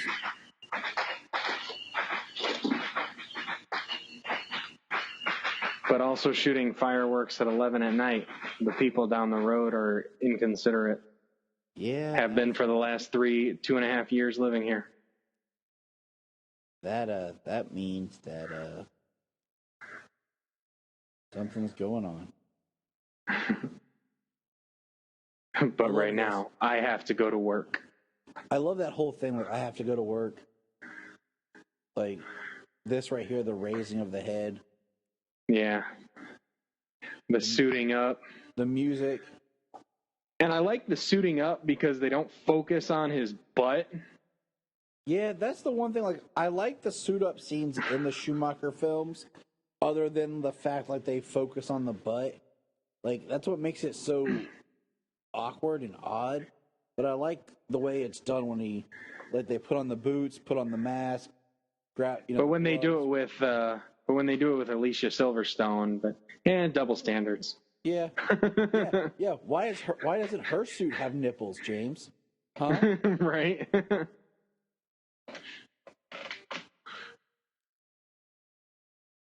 Tell me this Batman don't kill. Right. That was 4 or 5 guards right there that he dropped a bomb on and then drives out. And it blows up the entire chemical plant. Like, is there anybody in there? How many of Joker's goons were in there? You know, there was 6, 8 of them standing around him. Yep. Standing around the car when the bombs went off. And he's using guns on his car. So yep. Your arguments are void, people out there. There are guns with bullets that shot open that door like live ammunition. And don't even try to say rubber bullets, because it's not true. I will say, I do remember having a poster in my bedroom as a child with this movie. It was just him standing in front of the car. Right. Like, I'm sure if he was going to a junkyard where a bunch of gangsters were hanging out, or a bunch of gang members were all hanging out, you know, doing their little rally, that he wouldn't go in there with live ammunition, that his car would have rubber bullets. Yeah. Because he's not going to mow down a whole bunch of people. Oh, here's your other that are no threat to him in the vehicle.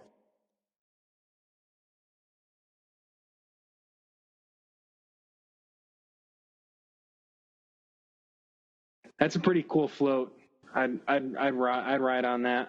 Yeah, I found a picture of the poster I had. Awesome. Now look, there's more extras here. You know, like it's not what I heard, so I'm going to try and keep an eye. Yeah, so what I heard, and I'm going to try and keep an eye out for it, was that he says he wants his face on the $1 bill. And I think all of this money, I heard, is actually supposed to have his face on it. So it's all counterfeit, but he's getting all these people downtown for his plan. I couldn't remember if it was all counterfeit or supposed to be mixed. But yeah, it's all set up. But this just shows right here that Gotham City is about the same size of Metropolis and Smallville. Like, there's the Monarch Theater. There's that grassy spot. There's City Hall. There's the Monarch Theater. You know, like, it's just like a 3-block radius. Just reshot, redressed. You know, look, he's passing the same thing again right there. The delicate and the windows. What was the budget for this film? I mean, it was a good budget. If I remember, it's just one's the style of movie making back then. You know, like you can. Well, I think in the early '90s, like a lot of movies did that, just reuse sets. I mean, even cartoons did. Reportedly, $35 million. Wow. Okay, so let's adjust that for inflation here. And made $411 million, $411.5 million in the box office. Whoa. Okay, so 35 million, you said? Yeah. Okay. According to Wikipedia, it's the inflation says. So yeah, I'm doing an inflation calculator here. 48 million. It's probably close to 60 million. It would have cost. 35 million. Yeah, I got 35 million on inflationcalculator.com. That's my source there. Oh, okay. Is it would have cost a little over $72 million would be the budget. And then you said it made. So that's still less 411.5. So think about that. That's still less than what Shazam's budget. Wasn't Shazam like 89, 90 million supposedly? Yeah, reported anywhere between so. 80 and 100. So far, I don't think I've heard any kind of definitive budget on that film yet. And then Deadpool, the first one had a pretty low budget as well. So I think that one was around, what was that, 60, 80 million? So we'll just say like the budget of Deadpool. You said it made 400 million? 411.5, yeah. 411, okay. Well, also, I mean, you 58 million for Deadpool. So think about this. Wow. What do you call? Everything was filmed on a soundstage. You know, everything in this is on a soundstage. Right. So nothing was filmed in like location. Mm-hmm. What kind of ghetto trunk does Knox have where he karate chops it and it opens up? I love how like you think he's gonna do something and all of a baseball bat and a dust mask. Would that dust mask really do anything? I think he had some rope there too. This so is you know, for his, scene. Maybe Knox is a vigilante mass murderer with that stuff. he's got a baseball bat, rope. They're a serial killer. Maybe that's why we never see him again. Batman took him down. He's a serial killer. See, he's just saving those people to impress, Vale there. That's all it's about. You know, he's got to throw off his scent, got to impress her. That's all it's about. But really, he just wants to murder all those people himself, and he's just jealous.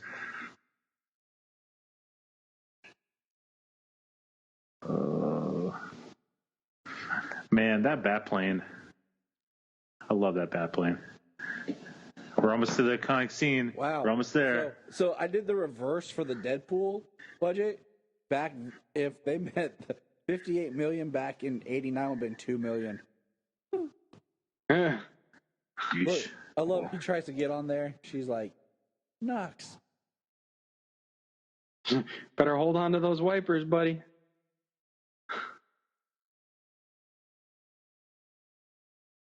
And she throws him in the trash like the trash he is.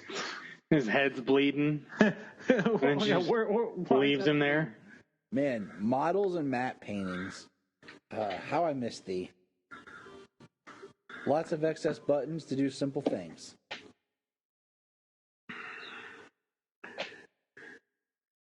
My balloons.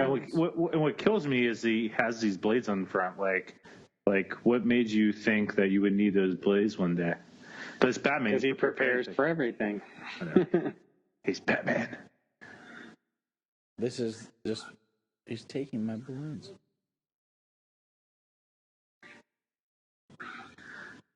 Why didn't someone tell me he had one of those things? Still my favorite bat plane, though. Darn right it is. There's no other bat plane that comes close. Amen. I like how there's people climbing up on his float for money. Well, yeah, of course the bigger bills are going to be closer to the person. I mean, come on. He stole my balloons. Bob Gunn. He just gives it to him, too. You're my number one. I want one of those. Well, I got promoted. I got promoted. Hey. Like, oh, crap. I got a promotion. I don't think a promotion in the Joker gang is a good thing. Yeah, but what are the benefits, you know? Oh, here we are. There it is. Yeah. And boom. Love it. Which is so awesome. It's excessive, but awesome. It's totally awesome. And what's he going for with this dive here? Like, what is he trying to do? Prove that he's Batman. To make it harder for his computers to target Joker on the That's street. exactly what he's doing. Exactly. He flipped exactly what he's doing. down the same things he flipped up for the blades, and now they do a completely different task. All right, Tyler, calm down, okay? Here we down. go. Here's your little gun, powerful bullet right here. Hey, so what I love is that the line is still a bigger gun than that little one he shot Bruce with. Sorry, what are you saying, Bryan? So what I love about the DC Comics, the DC Universe version of this, is the line is clearly come here, you gruesome son of a bitch, but the captions change it to you gruesome son of a bat. They're like, kids can read, not hear. Yeah, exactly. Like right. He definitely says the B word, but yes, he does. How does he not hit the Joker, trying to shoot the Joker? Can we just say he tried to really shoot the Joker and kill him? He totally did. Okay, back to what I said. This Batman doesn't kill crap. Yeah, this Batman does. There's many instances in this one and in the next one. There's a Monarch Theater, and he's crashing.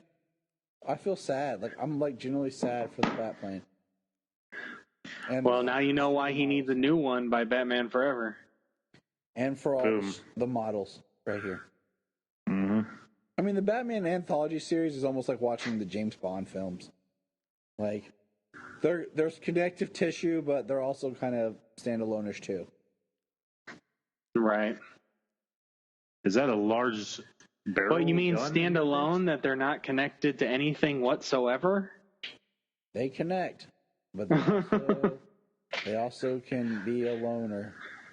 You know? Well, at least it's not the X-Men movies. Apparently that's what standalone means these days. That a individual can't have a solo movie and it be standalone yet connected. Standalone means that it's disconnected. Apparently these days, according to the internet. Oh, standalone? Isn't that a Godsmack song? Yes. Yes, it is. Scorpion King. For the Scorpion King. Yes. That's a standalone. I always love film, that shot of Batman getting out of the burning and him looking a little roughed up. And I love this church. That is the most gothic church ever. That scene right there. Man, you know what I'm thinking? Like, more as I watch this, I've not really thought about it. But, like, imagery that I feel that Alex Proteus ripped off when he did The Crow. Of what? There's certain shots and images in this film that I feel like Alex Proteus ripped off when he did The Crow. And he would have been a cool choice to direct a Batman film in the 90s. Like, Schumacher, if they would have got him. But let's see, he was doing, I think, Dark City at the time of Batman and Robin. But Dark City, I think, came out in 98. I think you're right, yeah. That's a good movie. Very good, very underrated. Mm-hmm. I've never seen Dark City. Oh, Bryan, you gotta watch it. But I love the Crow. I love The Crow. All right, he did some weird, looks like he did shorts. So he did The Crow, 94. So that would have been a year before Batman Forever was released. Dang. But he did fantastic. Yeah. Who throws a shoe? Honestly. Man, he hasn't done a whole lot of films. Like, they're very spaced out, and I've seen all of them. His actual movies, not the shorts or the music videos. And it's sad because his last film was cool sounding but sucked. But we won't talk about that. It's Worthless Gordon. Can we talk about how incompetent the GCPD are as police officers? Like, they're way more incompetent in Batman 66, I will say that. But they're just so bad. Like, you have a dude jabbing a pen in the guy's neck, and nope, well, we're good. We're done. Yeah. Do you feel like there's a reason why Vicky's in white? Like a stylistic choice? Because she's supposed to be this angelic being, and the white will contrast against the dark of the church and the dark of Batman. But then you have the black and white of Batman and Vicky, but then the color of the Joker, which is, your villain, but usually your villain is the dark character. I've always found that fascinating when it comes to Batman stuff. But on a quick side note, I hate when people talk about angelic beings and and being like, oh, they're like an angel. Okay, please don't compare people to an angel if you've never really read the Bible. Okay, I would never call my child acting like an angel. Dude, sorry to get you set off there. Okay, all right. I went to Bible college. I'm in ministry, but that's what they're going for. They're trying to make her look like this beautiful, overly beautiful woman, like an angelic presence. Okay, it was an angel that slaughtered the children for the firstborn in the Old Testament for Moses. But whatever. This isn't my fault. Just one of those pet peeves I have. Oh, look, searchlights. Well, there is a fair amount of deception when it comes to let's say that range of stuff without going into too much. What's really cool is actually seeing like Batman as like a person, Yes. Like he walks up the stairs, he doesn't just like shoot a grappling hook and he's at the top of the church. Yes. I've always liked about this fight that he uses this. That he goes up all the stairs. He's looking around. He even trips as he gets in the church on one of the wood things behind the pews and knocks them all down. Yeah, that's how they knew he was following him. I always thought that was a little weird, though. Like, what the heck was that out of his glove there? Right, and like, how far out did it go? Because that guy was coming at him, like, it was just cut kind of weird, but neat. But like, this Batman, if you think about it, really doesn't do much because he can't move. It makes him the thing that it's supposed to be. Okay. Is how effective Batman is. How effective this Batman is at what he does. That it doesn't take a whole lot of effort to be able to take these people down. True. I mean, look at this moving right here, though. This is awesome. This is the most fighting he's done. It's the most fighting he does in 2 movies. That's true. yeah, Batman Returns. He did even less, man. Yeah, man. I know we planned this out for 1 movie a month, and to focus on the Joker. But man, I just kind of want to watch the entire Batman anthology or all Batman films with you guys, and just there's our bang. There's a bang gun. See, and then he accidentally pulled the trigger a second time and shot himself in the head. I mean, I'm up for it. Absolutely. That's the alternate take, the alternate ending. That's so cool looking at him on top. Gotcha. And then he throws back. I mean, this is just random henchmen, and he's getting him. This is your big henchman. Yeah. You've got all your peons, but this is the big guy. It's the brute, buddy. Yeah, this is the brute before you go up against the boss.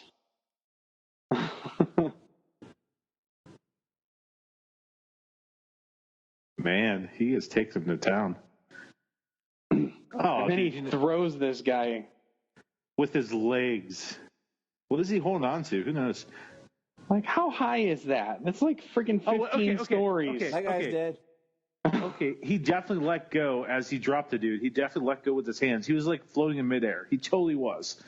He should have fell. I tell you. Oh, he could have been clipped onto something. It's Batman. But he wasn't, unless he was using his retractable belt clip like in the action figure. Anyone else calls you a beast, I'll rip their lungs out. What a sweet talker. All right.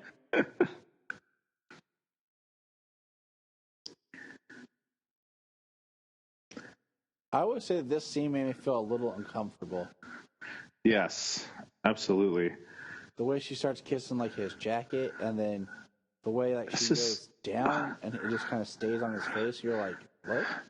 This is so weird. Oh, and then they're like, she's got like some hair in her tongue or whatever. I don't know. That's a Joker. That's so weird. I'm sorry, if my wife started doing that to me, I would just be like, what the heck are you doing? Just get away. I love purple. Oh my gosh, her eyes when she says purple. Right here, like. Gosh. Right here. That scene right there. What the heck is going on? Right. And where'd she go? Thank you, She just stepped off to the left. You saw her back off. Mm-hmm. Like you know what Jack's mind was on when she dropped out of frame like that. Exactly. That's why he didn't see Batman coming. Exactly. I mean, where would your mind be? I mean, come on. Exactly the same place, and I'd get decked in the face like he did. I love this right here. The teeth. But I wear shattering teeth. But I have glasses, and Batman wouldn't hit a man with glasses. I do love that they add the chattering teeth in there. I do love that. Yeah. Okay, so what? Still bring some of the clown aspect to his character, you know? He's not just like psychotic and a gangster. He's still. I like that line when he says, "I was just a kid when I killed your parents." What is that trying to like? Does Jack know, or is that just a slip up in the writing? I think he's always known that Batman was Bruce Wayne. Well, I think that. I think that when does he even know it was does he even know it was the Waynes that he had killed, or well, I mean I don't know. Says, oh yeah, killed my parents, and he says I was just a kid when I killed your parent. But Batman never states any other details about. And obviously, Jack's killed a lot of people. Yeah. How many parents? How many Well, yeah. I mean, just ways around it. How many, parents did he kill? Did he kill just people? Just now? Like, did he kill other gangsters? Like, how many people did he just kill just now? Parents and everything on the streets. Yeah, it does leave a little plot hole. Yeah. Yeah. Right. Yeah, it does. How would he know that he was specifically talking about Bruce Wayne? Right. Yeah, good point. That's how I dance. Well, I've been reading comics. Been reading a lot of comics on DC Universe, and I wanted to go back and read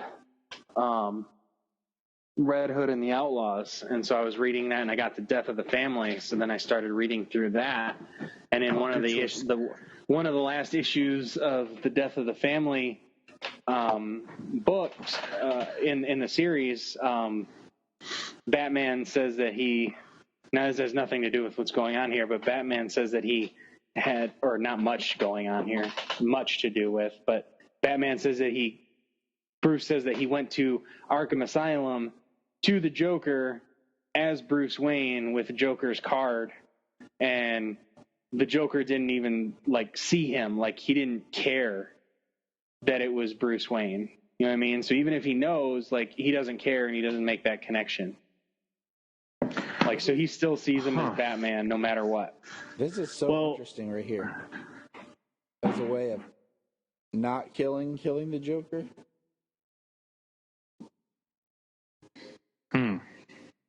Right. This is kind of his own fault where he didn't let go of the the ladder. He killed him.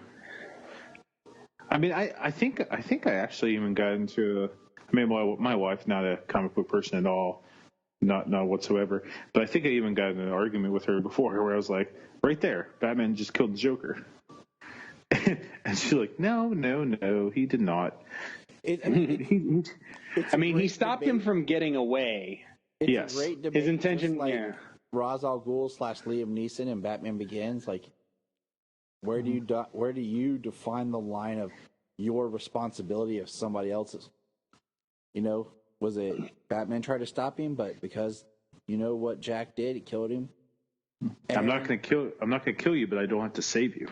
He would be like scraps, and there'd be so much blood on the ground. Like he used that, he used that bolo to stop him from escaping.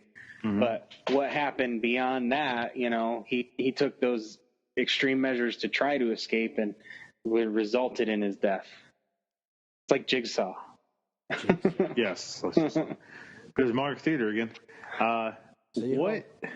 So what was in that bag? Like, what do you guys think that was in that bag? Like, I always wondered. And this is the last we get to see of Knox. Ever. The unsung hero of this movie. I think it's like think the laughing thing is like the final joke, where he after he dies, somebody else is going to die too. Good point. What?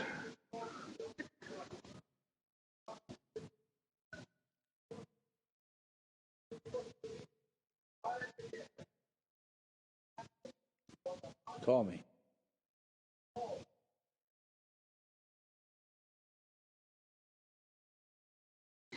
He left us a signal. It is cool, and it does make sense, like, how to get a hold of him. It's one of those things I'm always trying to figure out in every Batman movie, like, how do we get the bat signal in there? And it's believable. Right. Well, how come no one's like, okay, he bought us a giant spotlight. He has a big plane. He has a car. He has all these gadgets. How does he afford this stuff? Let me talk to some of the rich people in town. That's Batman Year One. Exactly. Man. Where I like the idea that Gordon believes he knows that it's Bruce Wayne, but he won't, and he doesn't want confirmation for plausible deniability. Yeah. That because he officially doesn't know, he can't be held, he can't be held liable for Batman's actions. Okay, so when in the comics does Gordon know that Bruce is Batman? Because Dark Knight. I mean, yeah. What's that? After he retires. Well, after Gordon retires. After Batman retires. And that's the film, boys. Yeah, but wasn't I love that shot up on the building, standing on the edge of the building, the gargoyle looking over. That's an iconic Batman shot. One of the best Batman shots. With the signal up in the sky. All right, guys, we made it. We made it through. Did we? Through Batman. So how do you feel? I still love this movie. Yeah? It's fantabulous. This movie is fantabulous, man. I mean, and I think that this Batman holds up after all these years. I mean, I know you made a comment about it being dated because of Prince music, but like when I, being an adult now, when I went back and like when the Batman 66 series finally came out on Blu-ray, I mean, I bought that thing right away. I was so pumped. I was so excited. And it's still sitting in this collectible box, like barely touched, because it gave me those, like, it gave me that code where I can like download it digitally. So I just watched it on there, but I kept the actual Blu-rays. So I do collect things, guys. I do have Blu-rays. Oh my gosh. I know. But in saying that, watching those episodes over again, like they just don't hold up. Like I'm like, okay, I see why I love it as a kid, but like, oh my gosh, like it's so campy. It gets a little ridiculous. But when I was a kid, I loved Michael Keaton's Batman in this version, and now I'm an adult, I still love it. I mean, it definitely holds up through all this time, and I think that's one part that makes this movie so great. And you have Jack Nicholson's the Joker, just a famous take on the character, amazing take on the character. It was just done so darn well, and Batman needs to be a serious character. He has to be that dark to Superman's light. But about Superman not being a dark, that's a whole nother story. But Superman wasn't dark. I'm sorry. I didn't like Man of Steel. I'm sorry. Yeah, that's it. This movie is great. I love this movie. I've always loved this movie. Michael Keaton is such a great Bruce Wayne and a great Batman.